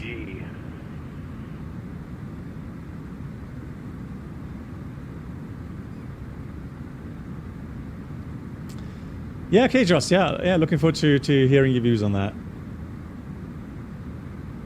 Perfect.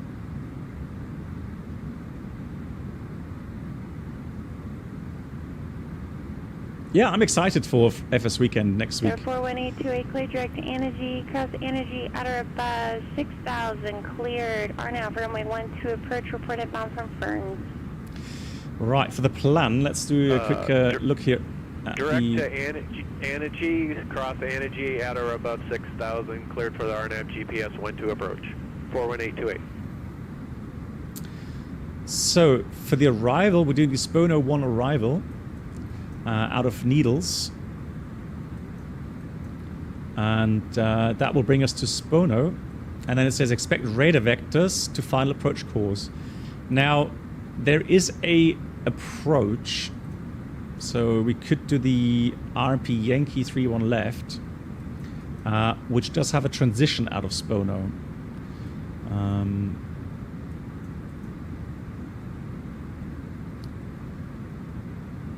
So Vemir, Vriok, Tevuc, and then Gisop, and then on to the final. So we'll see what we get later on.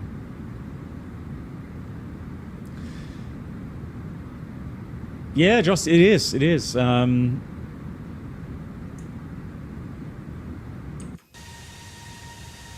anyone? Do you know, guys? Is Phoenix there? Does Phoenix have a stand in at the FS weekend?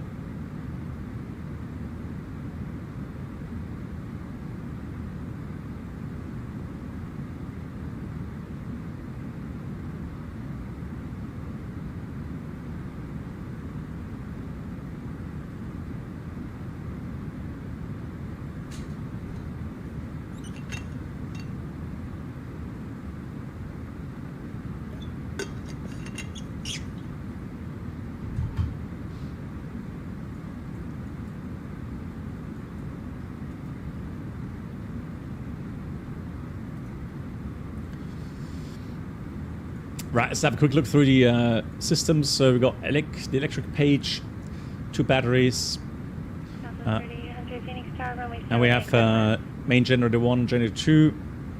They do have different loads because the AC Essential right now is switched towards AC1 bus. But temperatures, IDG, integrated drive generators, temperatures same. But also the voltage is a bit different, which is nice to see. So we have... and the amps are different between TR1 and TR2, as you would expect.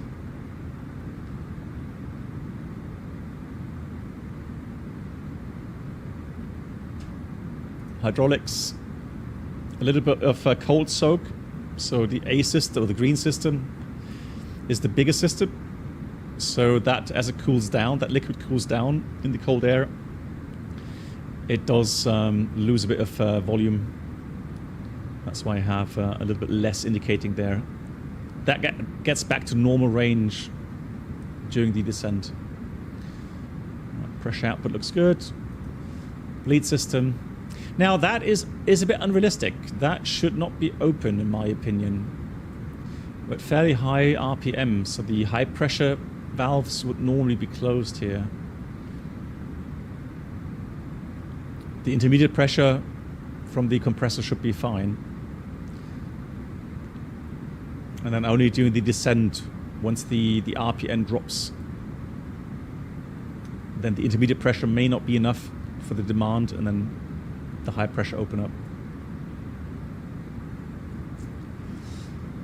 Yeah, I mean, exactly. So the green system powers pretty much everything. So left reverser, the gear, the flaps. I mean, the flaps and slats have a backup system, obviously. So the green in normal configuration will always power the gear, the flaps, slats. However, if, let's say, the green system fails, you would have a gravity gear extension for the wheels, for the landing gear, and then the blue powers the slats, and the yellow powers the flaps as a backup means.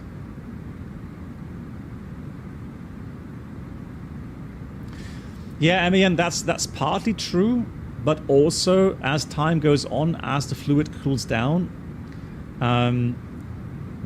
the reservoir quantity will indicate lower and lower.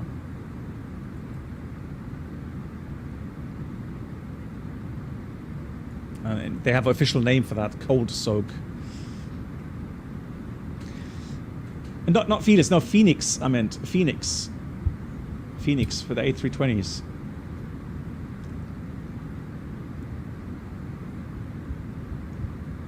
Okay, Voyager, thanks. So Phoenix isn't listed. Thank you much, Voyager. Dankeschön. I mean, in theory, yes. In theory, yes. But the thing is that the green system is just so much more. So it has so much more volume that it's just noticeable here, really. I mean, sure, you would notice it as well in the blue and yellow system. But again, the cold soak mainly shows up visually, let's say, on the indication, because it's such a large volume of that system. Right. Another thing is, one thing that you will notice as well is that the outer tank temperatures here, they will in general be colder. Anybody know why? Why would you have, you know, -8 here but +4 here? There's a good reason for that. So to my understanding, some of the fuel is used to cool the engine oil. And then not all of the fuel is used in the engine, so the surplus fuel is being fed back through the external tanks, which then goes to the main tanks and then back to the engines. Less volume, yes, but as another reason, and that is the main tank fuel only has contact with the surface on the lower part at the moment, right? So the main tank fuel only gets into contact with the surface on the lower side, while the external tanks, they get in contact with both sides really, because they're literally always full until the transfer valves open later on. And let the fuel from the external wings into the main wing. Join Echo 10 to Sierra to Delta, monitor ground. Have a great day.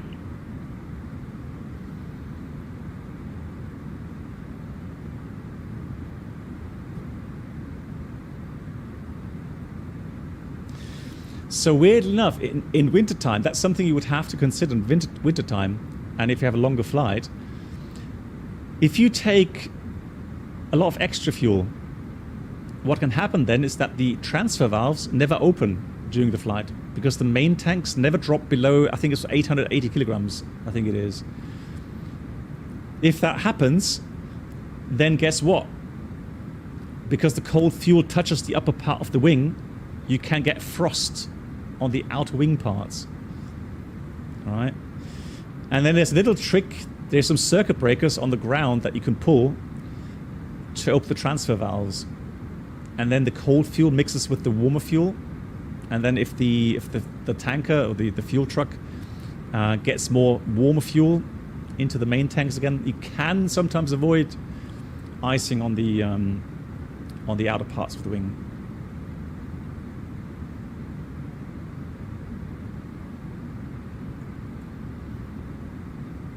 Another fun fact, the coldest fuel temperature that I have seen on the 787 on all my flights, I think was -7 degrees. So even on very long flights, in wintertime, over the Atlantic, in darkness, in cold temperature, the fuel doesn't really get very cold on the 787.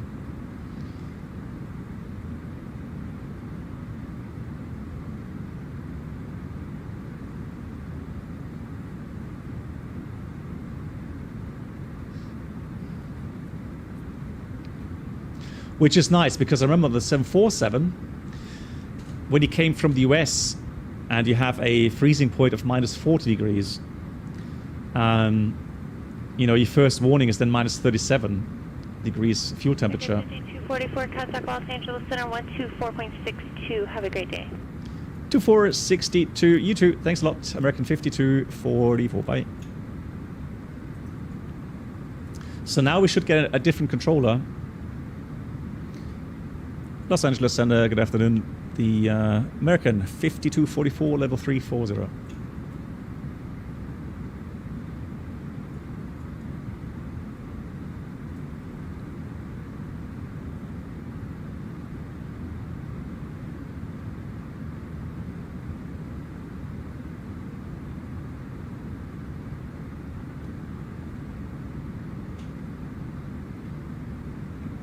Yeah, Peter, I mean, but these facts are like, they are like really deep down facts that obviously don't really affect many people, or maybe not even be interesting for many people. So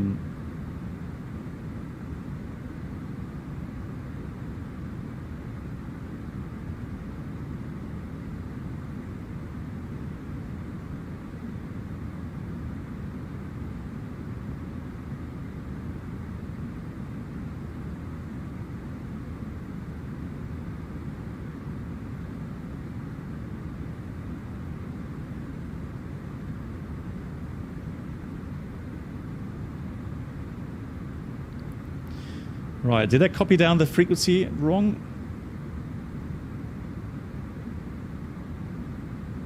2462.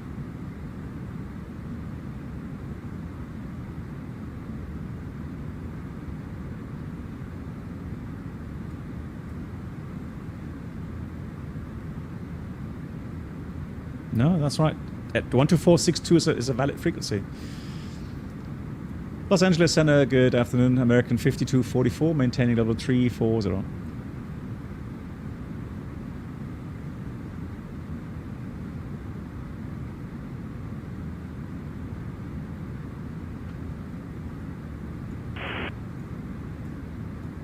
Maybe just out of reach at the moment.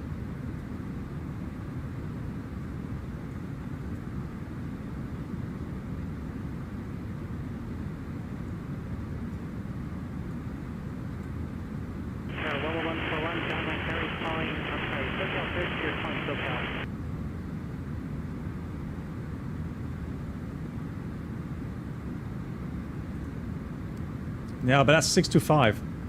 So, yeah, you can't. Yeah, I think it's still a bit far out. But...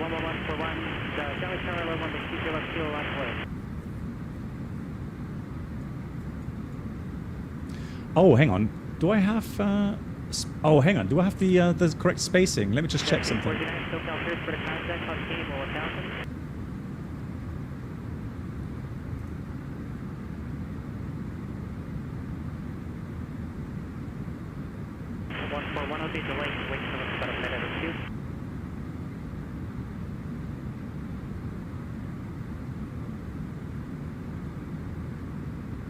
Yeah, but the frequency is 625. So if you look at the real world charts, the real Los Angeles Center is 124625, not 620. So.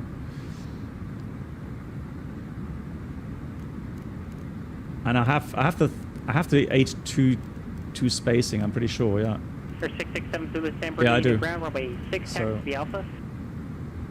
Yeah, there we go. Now it's getting louder. Yeah, I think we're just a bit out. Traffic, 12 o'clock. A bit out of reach. Westbound type unknown altitude 6,500. Turn left direct Takey. Wow, look at that. Now we're back on orthos. Oh, is that like Monument Valley back there?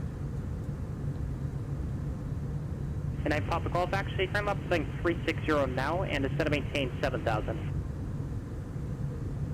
Could be, right?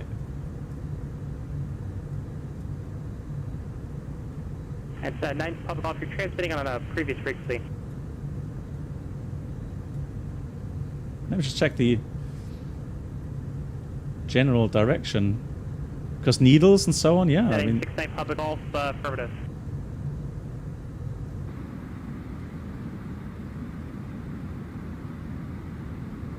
LA Center, good afternoon. American 5244, level 340. American 5244, let's set around to that. There we go, now it's for me. No, I'm not using auto-orthos, no, because my download rate just isn't fast enough to do so. If I do that, then my stream upload really suffers. That's really cool. Look at that. Delta Sierra taxi parking Charlie, monitor ground pass for Cat 11. Have a great day. There we go, past Cat 11. Congratulations.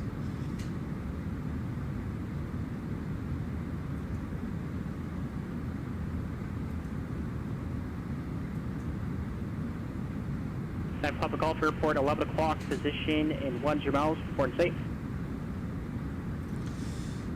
So I'm just going to dial in the ATIS on number... Papa Golf Airport, 11 o'clock, position That's far away, so I don't think we're going to get the ATIS just yet. Now, via SEPA DLC or via ACARS, I got information. Juliet, 23 degrees. Now, the wind is 150 at 6.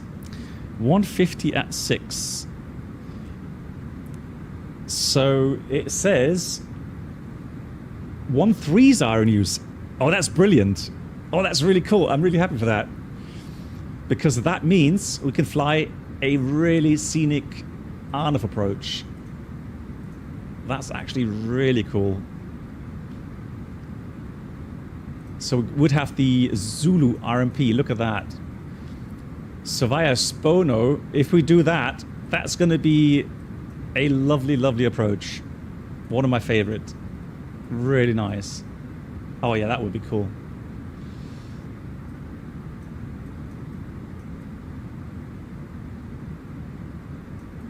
So we'll request that. RMP Zulu 13 right. Oh yeah, brilliant. I pop the call, turn left at 300.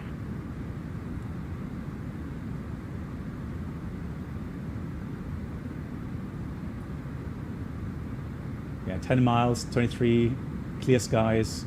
Gorgeous. Gorgeous, gorgeous, gorgeous. Let me just have a look again. Oh, why did it save that?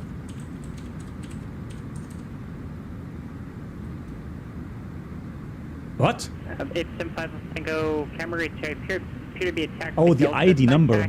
I'll be able to make a U-turn there at Delta T, enter the runway. That's why it didn't work. Okay. I thought I can use the name. Jet speed 409, contact SoCal approach 135.4. The 12 Tree Alpha Zulu, contact Santa Barbara approach 120.55.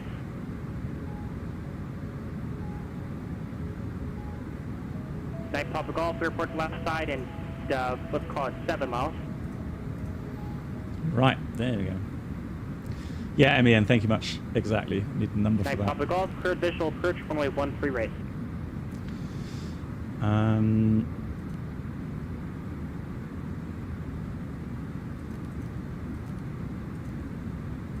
Jet speed 409, SoCal approach Ontario, altimeter 3018.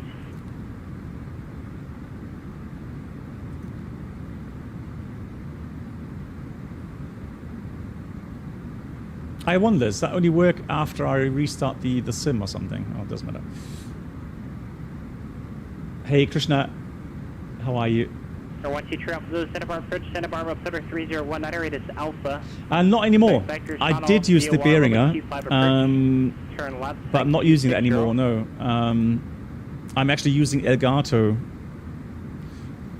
So it's the Elgato... Yeah, Wave XLR it's called. And then all of the sound volumes, they are then regulated here in the PC. The reason why I was using the Behringer mixer was when I was doing with the dual PC setup. Rate 75 Alpha Tango, runway 26 was assigned. So luckily the PCs Alpha, were do you need to enter the runway to make a U-turn, or you know, strong enough, Alpha? powerful enough, so that I was able to do, you know, single PC streaming and flying. So that just makes things a lot easier. 969 Papa Golf, contact Palm Springs Tower now, 119.7.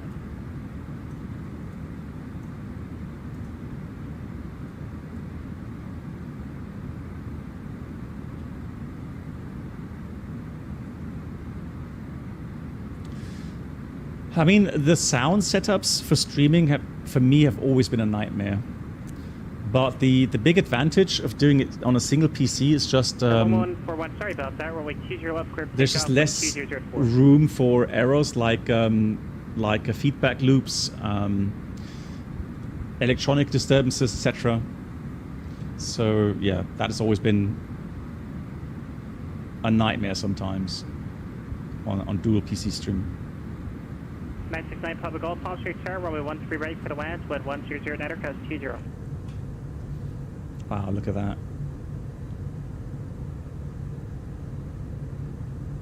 Aircraft's calling a San Bernardino, standby. So 12 Tree Alpha Zulu, set of 18, 3000.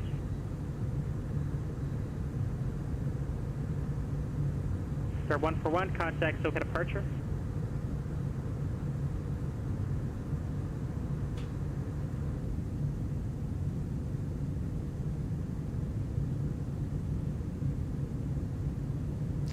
What always strikes me when I'm flying here in X-plane, 141, SoCal departure with a contact, you know, in these with the orthos.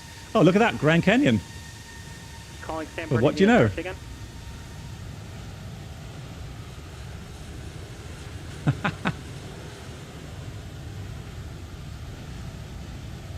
How cool. Or 667 Zulu, San Bernardino Tower, runway 6, script takeoff. Wind is calm, northbound departure grid. Yeah, it just amazes me.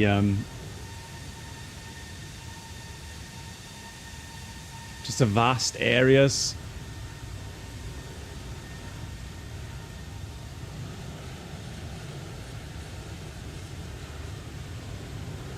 Really, Gangster Napper, you were here 2 weeks ago? Oh, I envy you. How cool. The Grand Canyon, yeah. Amazing.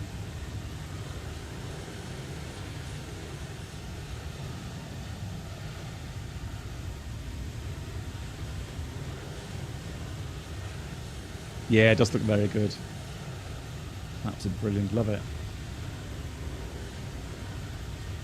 Near Page in Arizona. Yeah, Page. Yeah, Horseshoe Bend. Right. Is it? Hang on. Horseshoe Bend is right below. Hold on. Oh, this one here. That's the Horseshoe Bend.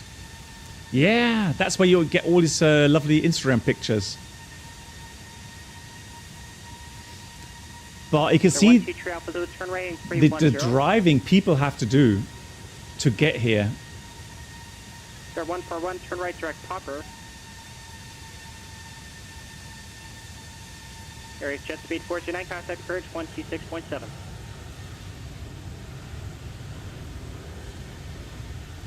That's probably Grand Canyon Airport there. 3 Alpha Zoo, 10 miles from Zach, flooding 310, maintain 3,000, full status. So yeah, normally when you come from Flagstaff this way, yeah, you normally drive around here. I think there's like a scenic point somewhere here. Wow, what a cool routing today. 11141, SoCal, or I'm sorry, love it. Jet speed 409, SoCal, approach Roger, Palm Springs, all center 30228 kilos. So imagine having a nice window seat here. Runway 13 right. Brilliant.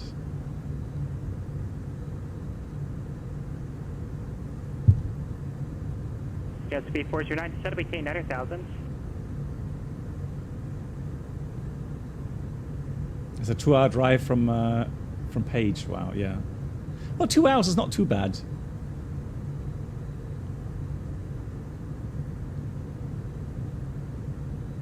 Rate 75 Alpha Tango, runway 26, crypt takeoff, wind 2208. What's your direction again?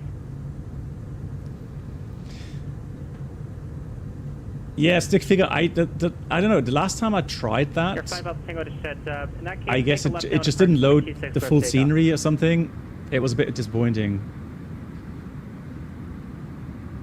Jet speed 409, traffic at your 2 o'clock, 1 o'clock position, 5 miles northeast bound, type unknown, altitude indicates 90,400. Advise on the site.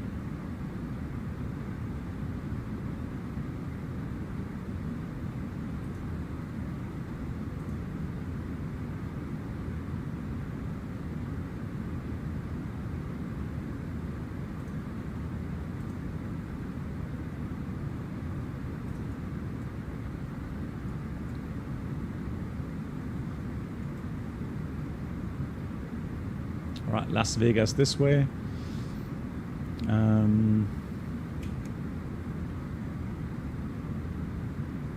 Yeah, that's Grand Canyon. It's like a municipal airport or something.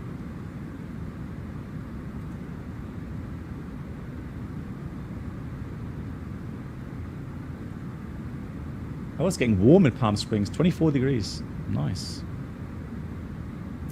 Right, let me quickly check the arrival here, so that we get prepared for the 667 Zulu, just to verify you are going northbound. So the Spono 1 via Needles. 667 Zulu, understood. Frequency changes approved. So we've got Needles, en route to Needles right now. Then we've got the lowest is 429 traffic is now passing 14.5 ATC. Terrain is 6.4. Then we go to Ubabi. Then towards Cloud, the lowest is 10,000 there. 123 Alpha Zulu, contact tower now 19.7. And then we go to Spono, and there it's 8,000, the lowest. Rate 75 Alpha Tango, contact Magoo departure. Interesting that it says here 9,000 below.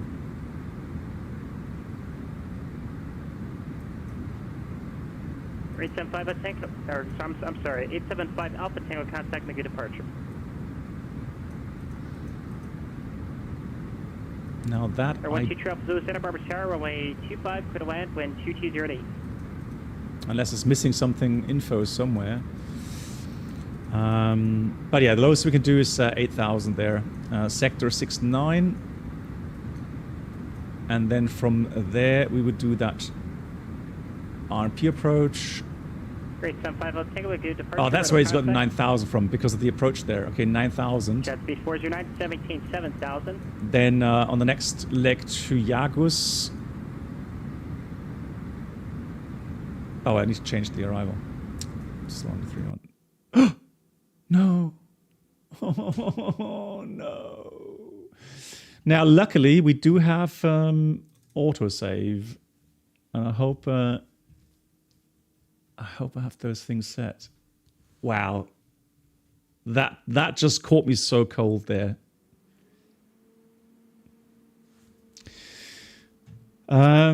So let me just check something. Resume.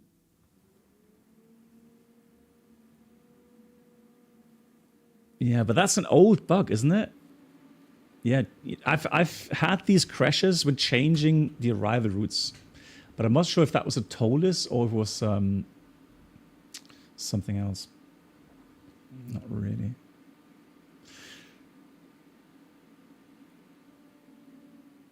I really hope I have set the autosaves.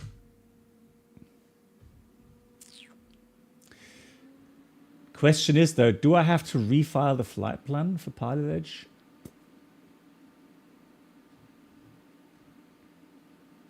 To relog again?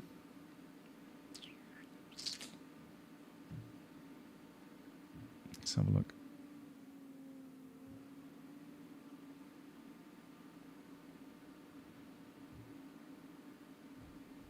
Yeah, that's a shocker. That was like out of nowhere. Everything's running so well. Right.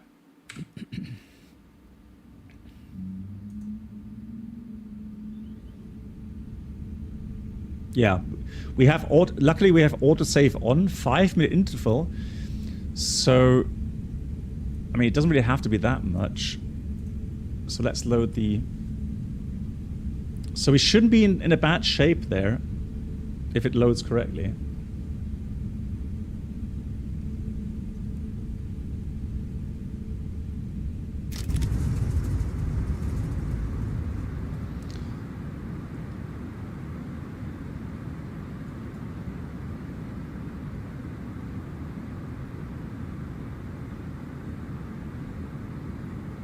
So we're flying.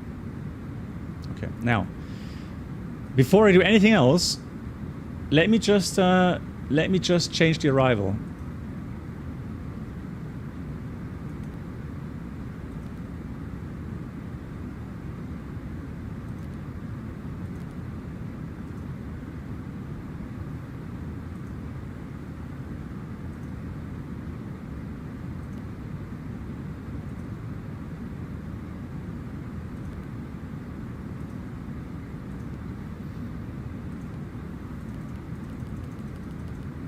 All right, cool. So then,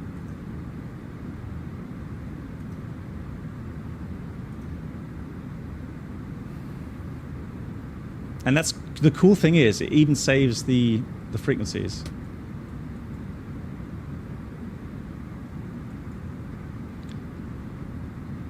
Los Angeles Center from American 5244. American 5244 Los Angeles Center, I lost radar with you. To verify, you are squawking 2034 and include an update with that. Yeah, so 2034, we had a crash a desktop. We're back online again.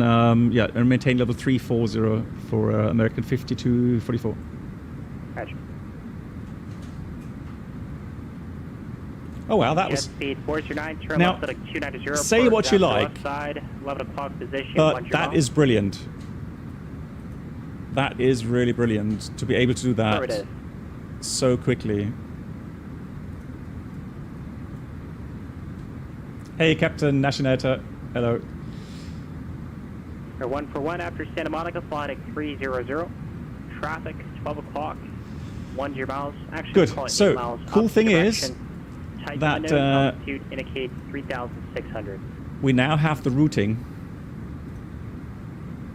So hopefully we don't have to change that again.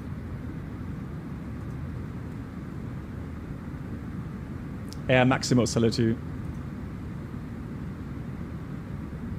Oh, hang on, disregard, that's wrong. KPSP, not SPS, KPSP. Air 141 after Santa Monica, flight 300. Traffic 12 o'clock, 3 miles, opposite direction, type unknown. Altitude indicating 3,600. So the last thing I wanted to check was the approach. So Zulu 13 right. Just make sure everything's coded correctly. 4 miles southbound, same altitude, type unknown. So we have Spono down to Iagus. Lowest we could go is 8,000, correct? And then we've got all the way to Cooksit, overfly, max American 2. 5244, still no radar yet. Verify squawking 2034 and ident. Okay, I'll try again. 2034, identing now. American 5244.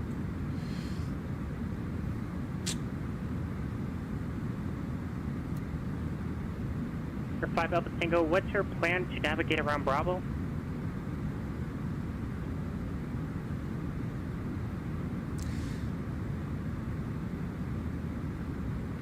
Rate 75 Alpha Tango, roger. Advise when established on radio. And expect a Bravo clearance with another frequency. It'll be next one. I hope that works.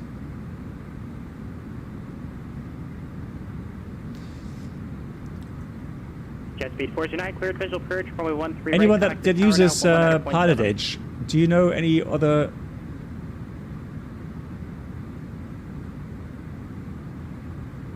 idea what I could do? Transmission on the tower frequency. Just make sure you transmit all that information on the appropriate frequency. Yeah. Yeah. Yeah, MEN, thank you much. I tried that, yeah.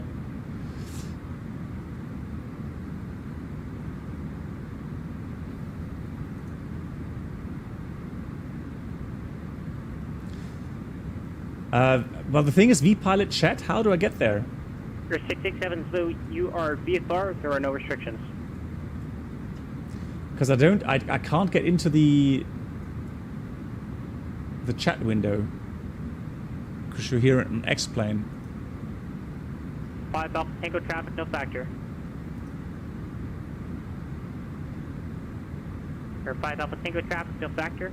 Jet speed 429, Palm Springs Tower. Look at that, it says transponder 2000.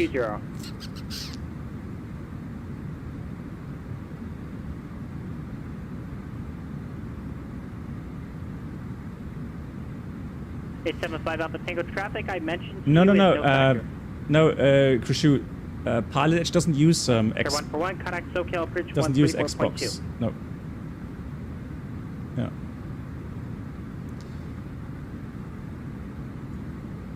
So how can I change that? How can I change that? Let me try number 2 on.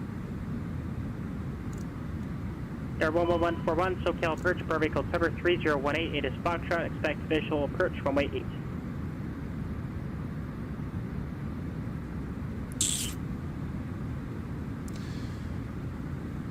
How can I override that? How can I override that? I mean, Atsu. I can try it, have a look at the.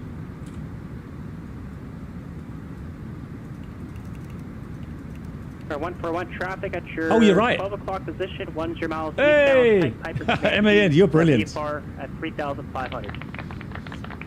So I can see now it says transponder 2034. Traffic at your 1 o'clock and mode position, C alt, yes. We'll turn northbound, type Duke at Cheers, MAN. 4,000 Much appreciated. Yeah, I didn't think that would be necessary, but you're right. 141, turn right setting 340. So that's the thing with the restart. It shows you a number, but you haven't physically put that back in again, so maybe that's why. 244, thanks. Radar contact 45 miles northeast of Kingman Viewer. Yeah, we found the issue. We typed in the squawk again and now it works. Thanks a lot, American 5244. 141 airport, off your right side, 2 miles, advise, 1 in sight. That's cool, MEN. Yeah, excellent, excellent. Well, but that MEN, that's exactly you know how things work. 141 negative. I didn't hear that part. Did you want to fly the ILS? So someone has an idea how to fix something. Plan ILS to the runway 8 approach, and I'll have a couple more turns. That should be. That's the way it should be. Fantastic. Love that. Brilliant. Nice. Let's do a quick landing performance calculation. 13 right. That's the wind. 24 degrees. 1023. Dry anti-ice off. Landing weight. Well, we are going to burn. Let me just check the arrival fuel now 2.4. So we're going to burn another 600 kilograms. 800 kilograms. So landing weight will be back. Let's say 65 tons. That should be fine. So 65.0. Landing config full because of the descent profile. We'll do 5 knot additionals for the approach. Let's do medium reverse on compute. So we need. So we need about. 141 traffic, no so required is 1300 plus 15%, about another 200 meters. Traffic is at your 11 o'clock so 1500 meters is fine. We've got 2134, so 600 meters margin, I would say.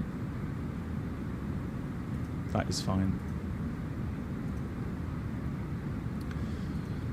So we land. 1-3 right. Go ahead and turn left. So Bravo, I think, will be a good turn off. Bravo to the apron. Hey, Ghost. Any issues? Hold on. Jet speed 409, whiskey to parking, London to ground. Have a great day. Yeah, we can try a low, but I'm not sure if that's. I mean, yeah, it should work. It should work. But yeah, that's going to give you not much margin, is it? So that's, I mean, but still, that's 2,000 meters. Let me just have a look really quickly.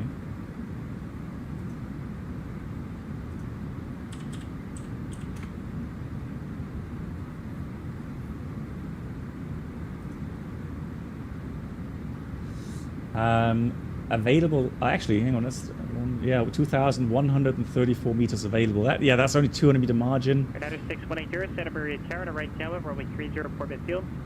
Yeah, let's do medium, that way we can flare a bit.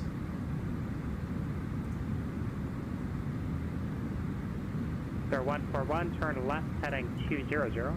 And I don't know how the Toliss simulates that deceleration. One thing though I'm worried about, where's my top descend here? Yeah, there it is. Okay, that's fine. So 340, that's all done. Wind data though, I think yeah,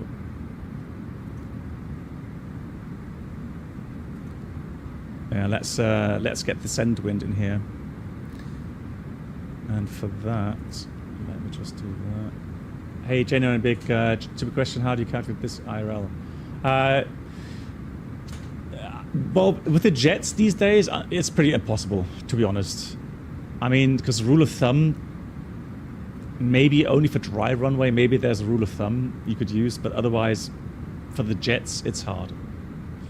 I don't think there's a good, yeah, you just wouldn't do that. I mean, that's why these add-ons, literally all of them these days have a landing calculator.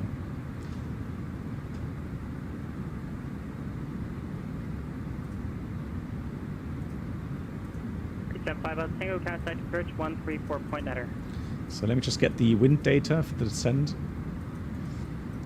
So descend. 141, turn right heading 260. So let's do 141, making a right turn heading 340. 250, 26 up here, 340. And then we've got, let's do level 200. So we got 50 Tango, SoCal approach, Los Angeles, 190. third enter LA Bravo airspace. Be a close ridge southbound. Level Maintain 200. VFR 5,500, well outside of Bravo. LA altimeter 3018. Then we got about 180 at 12 at level 150. Put that in there. And then we've got 165 at 15 or 14 cleared to enter Bravo airspace. at level 100.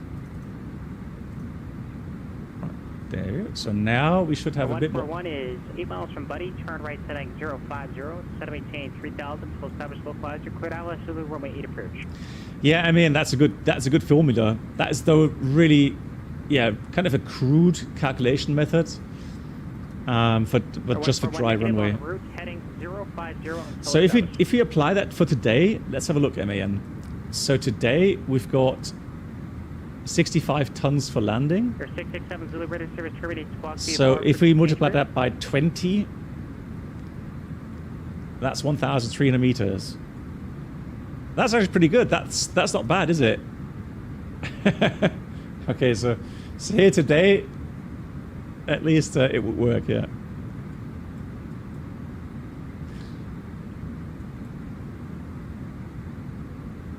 Hey, Aviamar, yeah, that did the trick, yeah, you're right. That did the trick. So, just recycling the squawk did the trick. I just falsely thought, you know, if it says 2034 here in the box, that's what it would send down, all right? That was me in my normal logic, right? But yeah, I did not believe that internally it will actually squawk 2000 until you reset the squawk. But now we know. Now we know.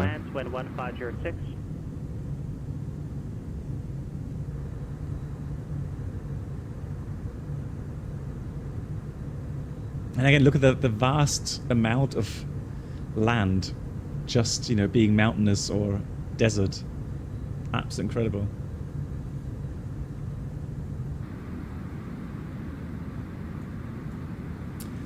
Yep, I mean, has a good point here as well. If you don't know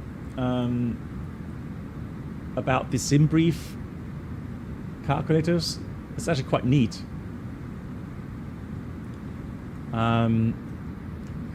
So when you have calculated your flight plan, you could get a takeoff and landing calculator. So today, let's say we do a landing calculator 13 right in Palm Springs.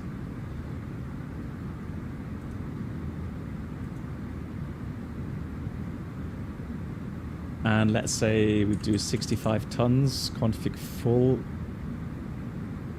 Let's calculate that. So the SimBrief calculator gives us a actual landing distance again, 30. And I think MAN, it's just missing the factor.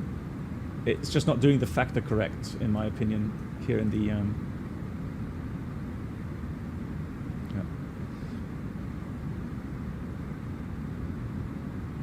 Oh, so I got gusty winds as well. Look at that, gust 20 now. Interesting.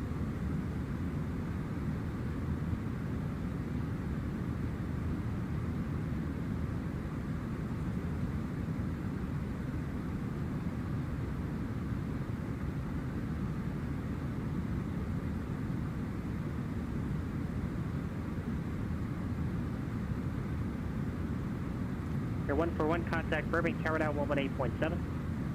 Also interesting, I have not seen that yet. So as the Toliss 244 cross cloud at 11,000 Palm Springs, altimeter 3022.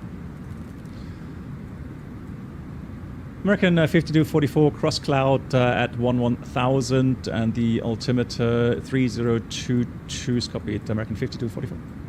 November 11141 Burbank Tower runway equal to land when 1407 gust 17. So cloud 11,000 at. So we need to enter that.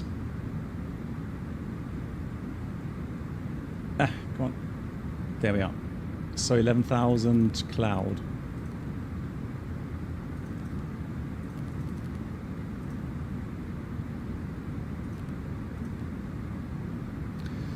So now that we've entered that, the descent arrow will show where we have to descend.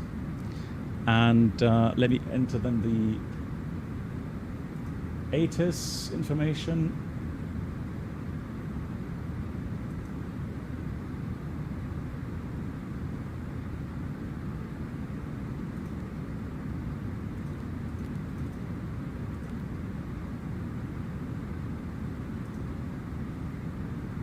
3022, we have 24 degrees. And the wind is 110 at 9 currently, gusting 20. Transition 18,000, fantastic. The minimums for our approach today are as follows. So we have RMP 0.3 will do, so 890 feet. So 890 feet, Barrow in here, and the elevation of the airport is 450 feet.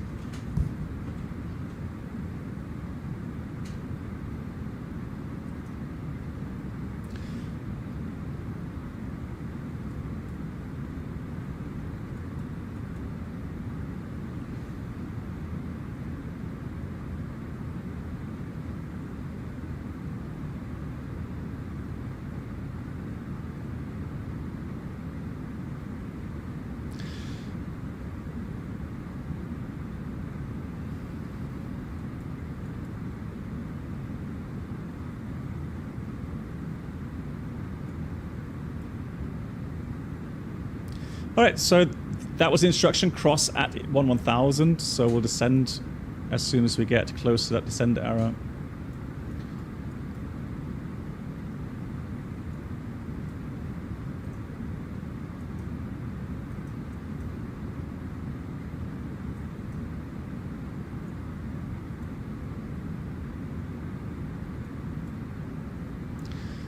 And we have briefed the arrival routing, the approach. The only thing really worth mentioning now is that we have these minimum altitudes.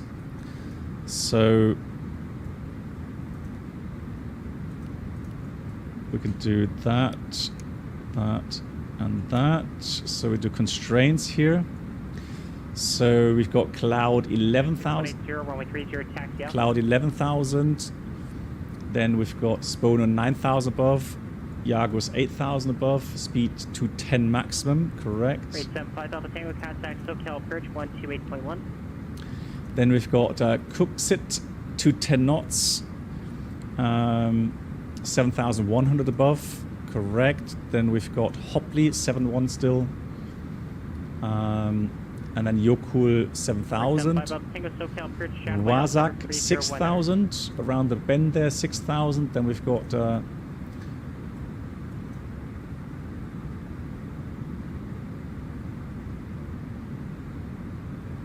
Lazif 4.4 above, and then Fifut 3.8, and then Jacksot is the final approach point. We have to be at 2,900 feet there, and then we fly the 3 degree down towards the runway, and the missed approach is straight out 900 feet, then left turn direct thermal to VR 4,000 to hold. Pretty straightforward. All right, everything's checked. Here comes our descent arrow. So,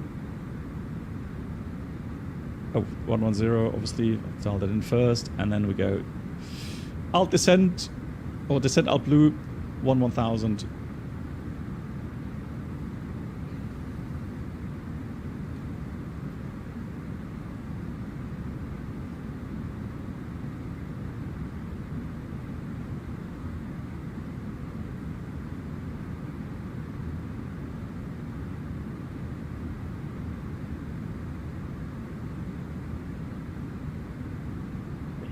Zoo taxi parking Alpha, remain on frequency, have a great day.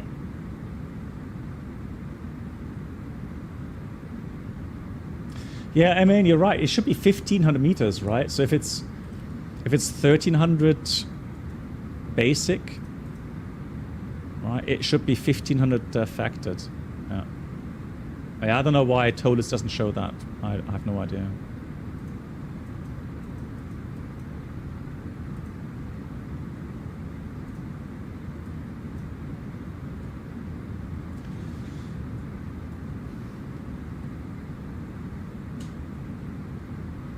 Yeah, 1110, 9, gust 20. Yeah, it's getting a bit gusty winds. Let's see how the wind is simulated here.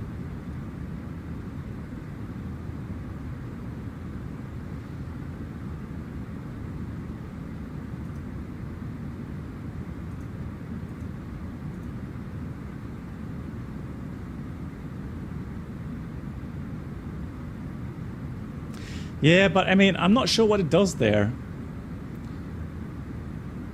I mean, that's like a predicted landing distance. That's not factored. I mean, predicted is probably, you know, including the flare, touchdown, etc. And I guess with auto brake medium, it doesn't do factored. It just it does predicted. So it will assume with auto brake medium, it kicks in really quickly. Yeah, it's a calculation method I haven't seen before. So for me, it's 5 Alpha Tango, sure, heading 100. It's a bit new as well. 120 to navigate sounding superior. Oh, there we go. Look at that. Negative heading 100. So now the outer transfer has just taken place. 141 taxi parking Delta monitor. So look how cold the fuel was. Right. So the cold fuel spills over to the warmer fuel of the main tanks, but now the main tank temperatures will go down as well now, obviously. So the cold fuel mixes with the somewhat warmer fuel, but that will go down a little bit more now.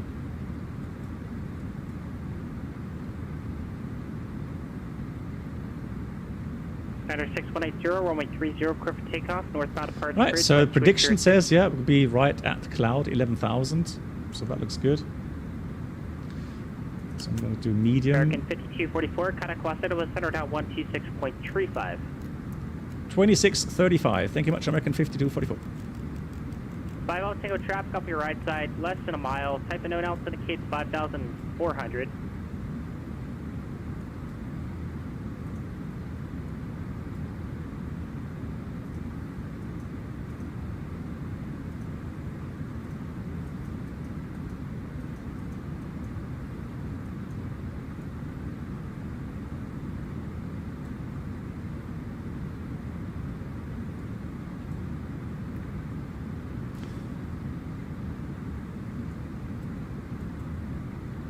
Listener, good afternoon. American 5244 passing 267, descending 11,000. Information kilo. Appreciate the RMP 13 right. American 5244, Los Angeles Center, Palm Springs, altimeter 3022. Pass the request down to SoCal approach. That'll be the next frequency. Okay, that's copied. Thanks. 3022 altimeter. Thank you, American 5244. Too early. I thought this time, because it's only 40 miles to cloud, I thought this time I'll tell him what I want to do so that he doesn't have to ask me. But that was too early. Right, 2.4 tons estimated arrival fuel at the runway. So let's have a look here. And 1.6 required. So we have about 800 kilograms more than needed. And here in the NEO, that's a good, at least 25 minutes, I would say. So we should be fine for a second approach. So the second approach, should that happen, if we mess up the first one, the second approach, yeah, we'll be radar vectors thermal back to the approach again. So that's fine. Cool. Love it. Man, I'm so hyped that we actually do have the circling approach there. One thing that's weird, the first time I flew this approach, I kind of was under the impression that it's a tight circle, but it's not. It's actually a really wide circle. But you can see that here it does then get you through a valley, you know, allowing you to descend down further. So that's the neat thing about these RMP approaches. Requirement, we need radius fix, we have that. RPAR authorization required, we have that as well. And we can use that with a Baro VNAV system, so approach mode until below 1 degree Celsius.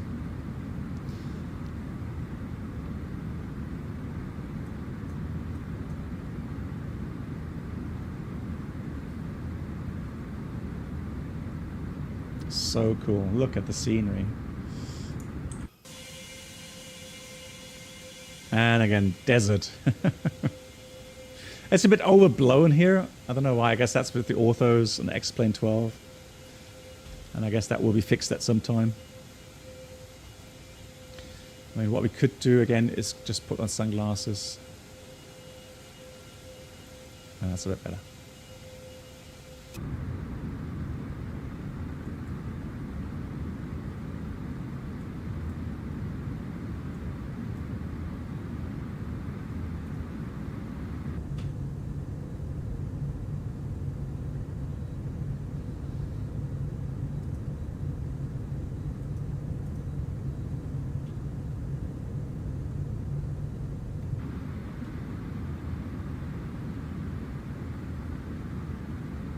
Oh, nice, Toto. That's good to hear. I'm happy to hear that.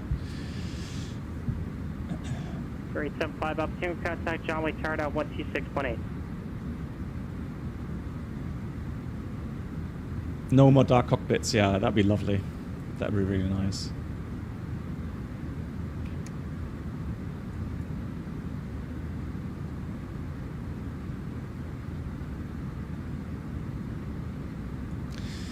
Cool, yeah. MSA obviously is high, so threat is terrain, obviously.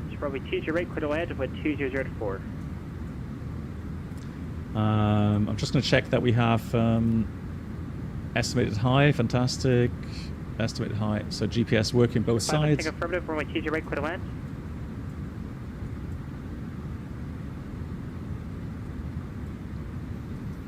So next frequency should be 26.7.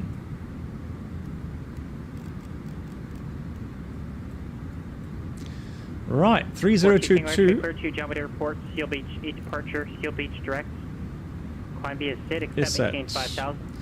So we can read a descent checklist. 5.2, squawk 6677. Well, approach checklist, bar ref 3022 set, seatbelts on, minimum bar row 890 feet, auto brake medium, engine mode selector normal, approach checklist complete. Peter, I have not connected the Skalaki FCU for ages now because the wind wing is just working so nicely, you know, without any fuzz. Understood. It's a shame that I can't really use I haven't used the Skalaki for ages. Well, that's just the way it is.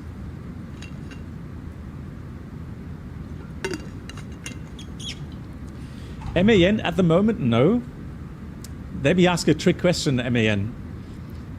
Oops. From which point onwards is that 0.3 required?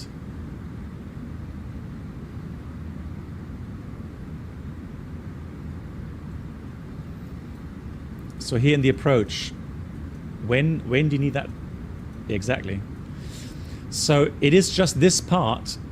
So from the final approach point from here to the runway, and then even the missed approach usually is 1 mile, unless it says that somewhere different. But normally the 0.3 is only for the final approach segment. Yeah, exactly. So later on, I would agree with you, MAN. If the database doesn't automatically switch that over, you would have to set the alert for 0.3 manually. But I mean, MAN, if you are able later on, when we are, you know, getting close to the final approach fix, just give me a quick shout, reminder, and I'll check if the required says 0.3. If not, we'll enter that manually. Yeah.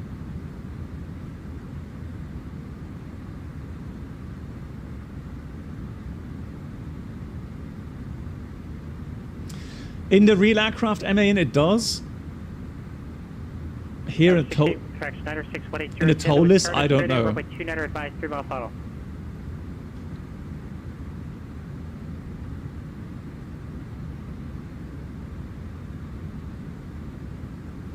American 5244, contact approach 126, I'm sorry, contact SoCal approach 126.7. 126.7, American 5244, thank you.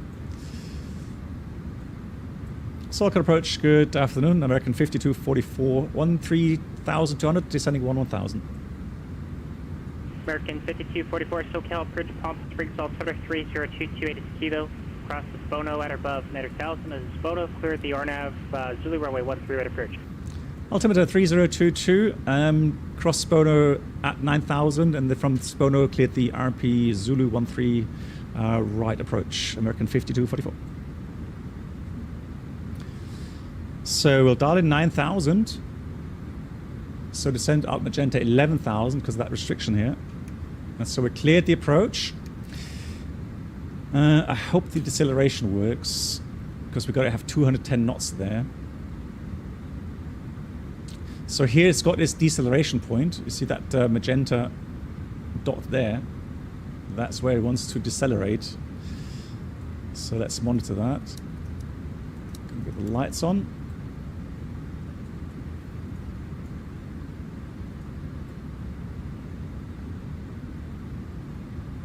Hey, Fly Money.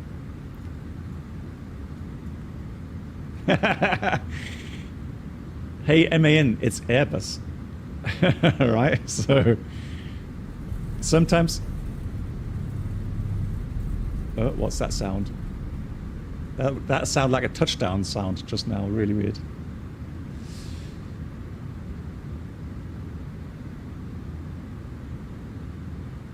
Alright, I don't trust it. Let's do 210 here manually. 210. Here comes descend again. 210. Oh, come on. Descend.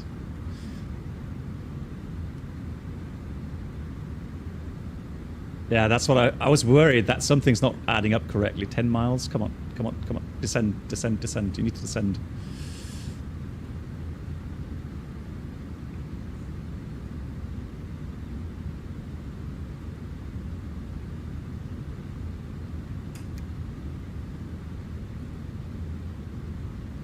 Speed brakes out.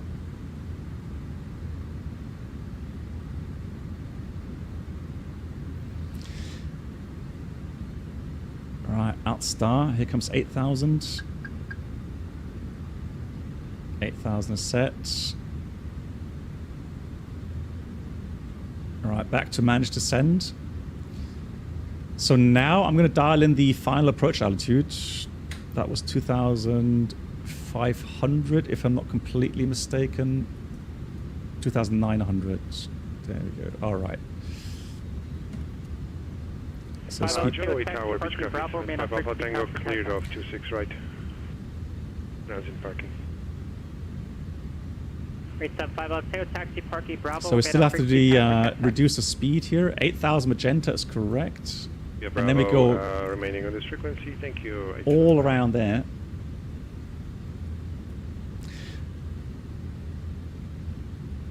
Got traffic departing. And the airport is in this corner there.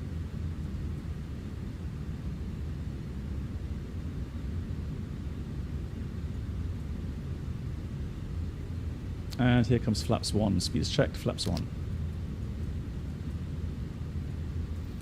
The tower is number 42 Tango X-ray at 19.7. for taxi for departure. 42 Tango X-ray, Los Angeles ground, verify squawking altitude you're reporting on. What do you mean abnormal flight? It's a normal flight. It just didn't react, so the speed and descent profile, I don't know, I had a feeling something wasn't quite right. What I should have done again, maybe I should have just put in 9,000 at. I didn't do that. No change in transponder mode. Check your pilot line, ensure it's reading out what the airplane is saying. And that way, maybe it would have calculated that correctly. 677 for us. So maybe it was, again, pilot error. At 2 Tango X-ray, affirmative beacon code 6677. Just ensure your transponder mode is turned on. Yeah, I know what you're asking of me, and it's on mode Charlie. Let me just recycle it. At 2 X-ray, Roger. Check your transponder mode on your client. Ensure that your transponder mode on your plane matches what the client is saying. Right, bye. Now, these are maximum speeds. You don't have to fly that fast. So what I'll do, I'm just going to go down to 200 knots. But you can see that circle is wide. So we got Cooksit max to 10, 7,100 above. Nice. Yeah, the client says that it's not on alt mode. What should I do? At 2 Tango X-ray, go ahead and hit the mode C button on your client.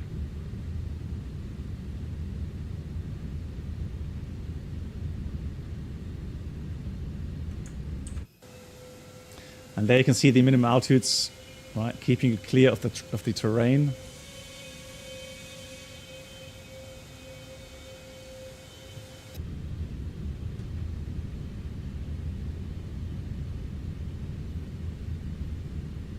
So while these modes, so the fully managed modes, just to verify you have pressed the mode C button on your client. You know, you still have to monitor, make sure that you don't bust these altitudes. Alt constrained, descent loop. Actually, I don't know anything about X-planes, and unfortunately I can't do any sort of technical support on the frequency. My suggestion would really just to be check the client. Honestly, I don't really... Otherwise, I would so just each of these contact add-ons operations. has their strong points and their weak points. Alright, we'll do so I like them all for what they do and what we can use it for. So for me today, this is pretty much a check flight to see if it's working nicely, to do some shared flight in X-plane. So on the client where you connect to the network, to the right of that there's a Mode C tab. So it's Connect, Mode C, Ident, and Flight Plan. You would click on the Mode C. Yeah, on X-plane it's not a separate client, it's a plugin in the plugin menus. Oh, okay, got it. Yeah, I'm not familiar with X-plane either. It's been a second for me too since I've been on X-plane. Right, descend Alt Magenta 7000. It'll step down as we go around a corner, and so the aircraft will then feed us into that valley there. 2,500. Yeah, we are aware of that. San Luis Tower. Immersion ruined, yeah. 6180 is clear off. So now also what we have to do, we have to manage our energy profile. So 6180 taxi parking Alpha monitor ground. Have a great day. So let's see, we've got another 27 miles to go. You see, that's the thing. So there's no need to fly any slower at the moment. Oh, it turns out that this specific airplane module is just not compatible with pilotation X-plane, so I'm going to have to refile or find another aircraft. For 2 Tango X-ray, it's there for lasking air. Don't get it for pilotation. 2 Tango X-ray, no worries. It won't be the rating won't count against you for this flight. Just if you come back, just let me know. Copy that for 2 Tango X-ray.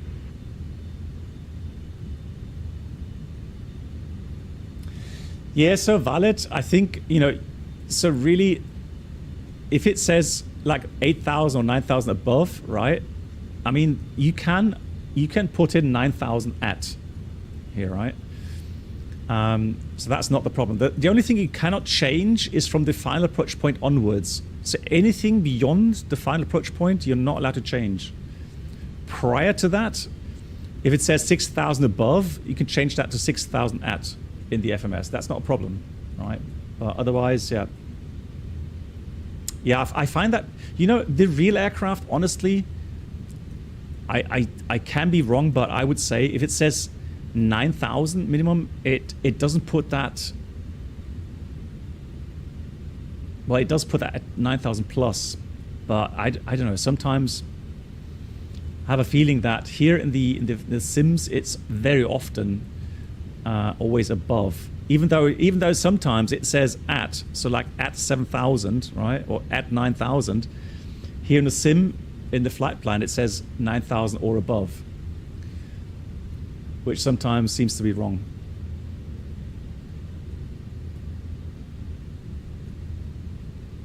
Oh, look at that.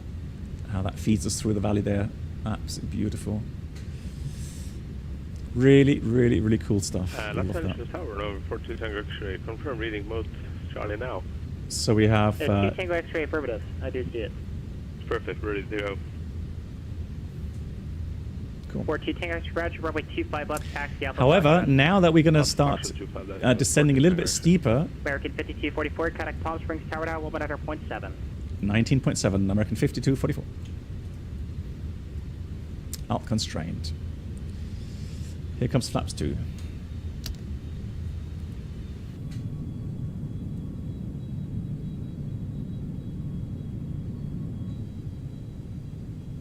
So cool. Palm Springs Tower, American 5244 on the RP Zulu 13 right. American 5244, Palm Springs Tower, runway 13 right, clear to land, wind 100, Anticast 20. 13 right, cleared land, American 5244. Right, gears coming down. You can see now it's struggling a bit regarding its descent profile. So always monitor how many track miles you have. 15 miles. Here comes flaps 3. Speed check, flaps 3. And look at that MAN. Look. It changed that already automatically. A bit early, I think, but still, it's at least it did that. Right now, what's important now, of course, is that we don't bust these minimum altitudes, but the important thing is that we actually do reach the 2,900 at JXOT for the final approach mode. That's really, really important, so that the VDEF is centered. 2,500. 2,000.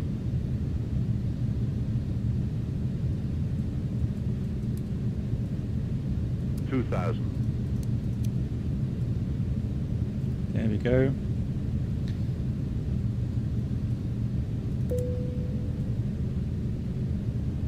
Now we're nicely back on path. Here comes flaps 4. Speed is checked, flaps 4.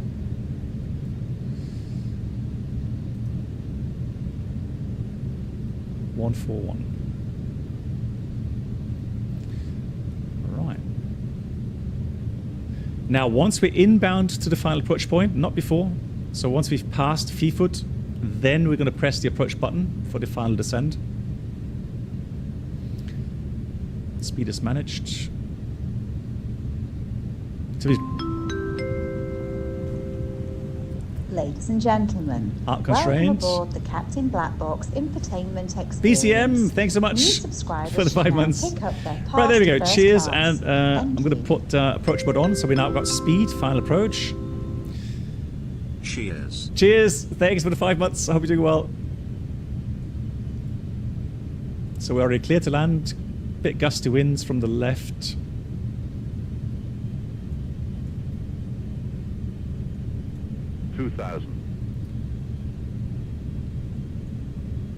Landing checklist, economic landing, no blue, clear to land.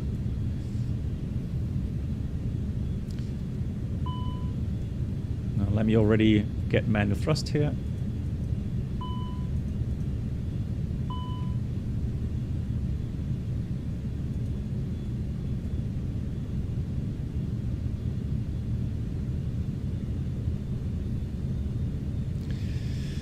Now that we are in final approach mode, I can set the missed approach altitude, 4,000 feet. Missed approach altitude is set.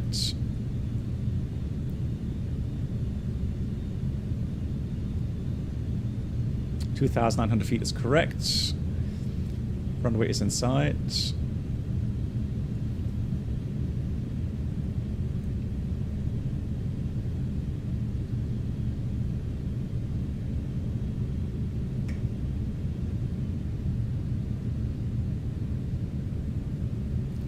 So we still have 6 miles to go. That's about 1,900 feet, 2,500 feet.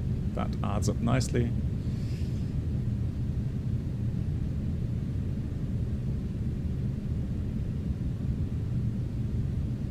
And then it's planning to cross Nutsi at about 1,700 feet.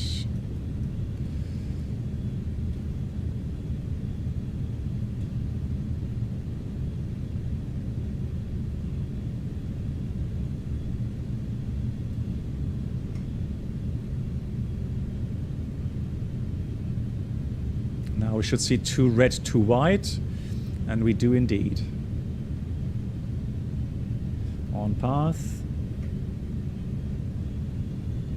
Los Angeles Tower number 42 Tango X-ray ready for departure. Those mountains, look at them. Crazy.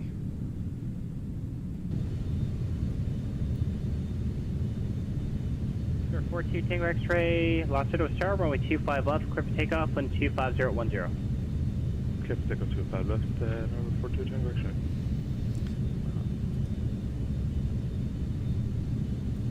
Yeah, I need some sunglasses. It's just too bright. Manual flight. 1,000. 1,000 checked, stable.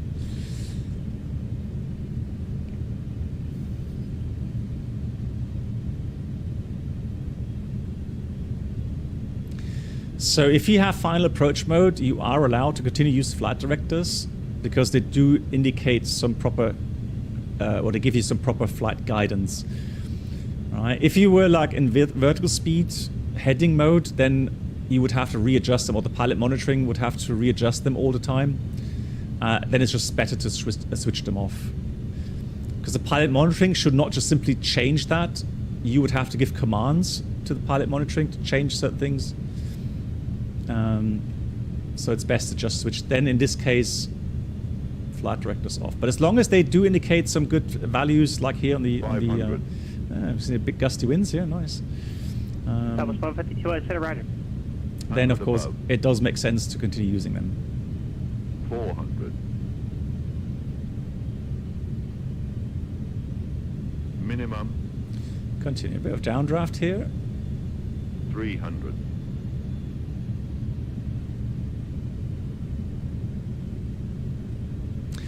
It's interesting here to see some gusty winds. So the wind speed change affects the speed indications as you would expect. It's not instant. It's more gradual. But you have to combat that a bit. Like just now, just a bit of a downdraft now. Air 42 Tango X-ray, contact SOAP departure. 50, 40, 30, 20, retard, 10, retard. Wow, that was like 4 Delta Mike, Oxnard ground, standby. really hard to change that pitch there. Right, we've got spoilers. Air 42 Tango X-ray, Reverse contact green. SOAP departure. Brake medium. Over to departure, November 42 Tango X-ray. Manual brakes. Auto brake off. Hey, cool. You hear that? Auto brake off. Wow, I really had to pull on the stick there to flare the aircraft. Blimey.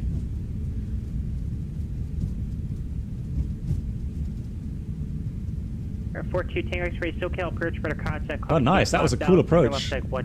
Iowa Scotsman, hello to you. Just in time for landing, indeed. Please repeat the heading for 42 Tango X-ray. 2 Tango X-ray, left turn heading 150. Right, we're going to stop here. Heading 150. I mean, we're already there at the gate, aren't we? Let's just start the... 5244, whiskey to parking, monitor ground. Have a great day. Whiskey to parking, you too. Thanks a lot. Monitor ground, American 5244.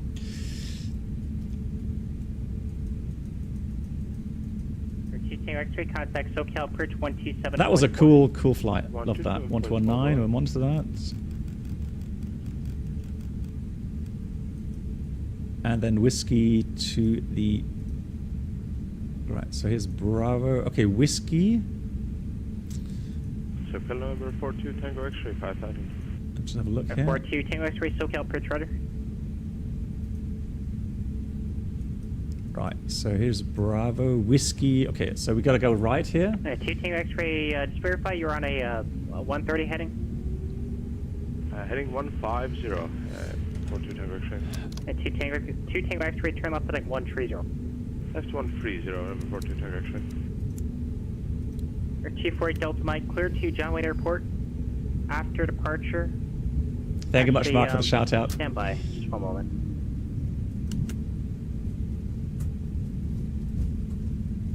Yeah, that's totally. That's what confused me. That he said via whiskey. So, oh yeah, yeah. So whiskey is literally just crossing whiskey to the ramp there. Radar vectors Ventura 044 radial. Yeah, could have done that as well. Ventura Papa 7 tech routes. Maintain 4,000. Expect 5,000. 10 minutes after departure. Matter 1,000 unavailable for tech route assigned. Magoo departure frequency 124.7. Squawk 1. That's fine. We're going to park here. Got to go slow anyways because we need 3 minutes cooldown for the engines. Clear to John Wayne after departure 5, heading 255 radar vectors to Ventura. Ventura Papa 7 tech route. Hey Rainman. Yeah, scenery.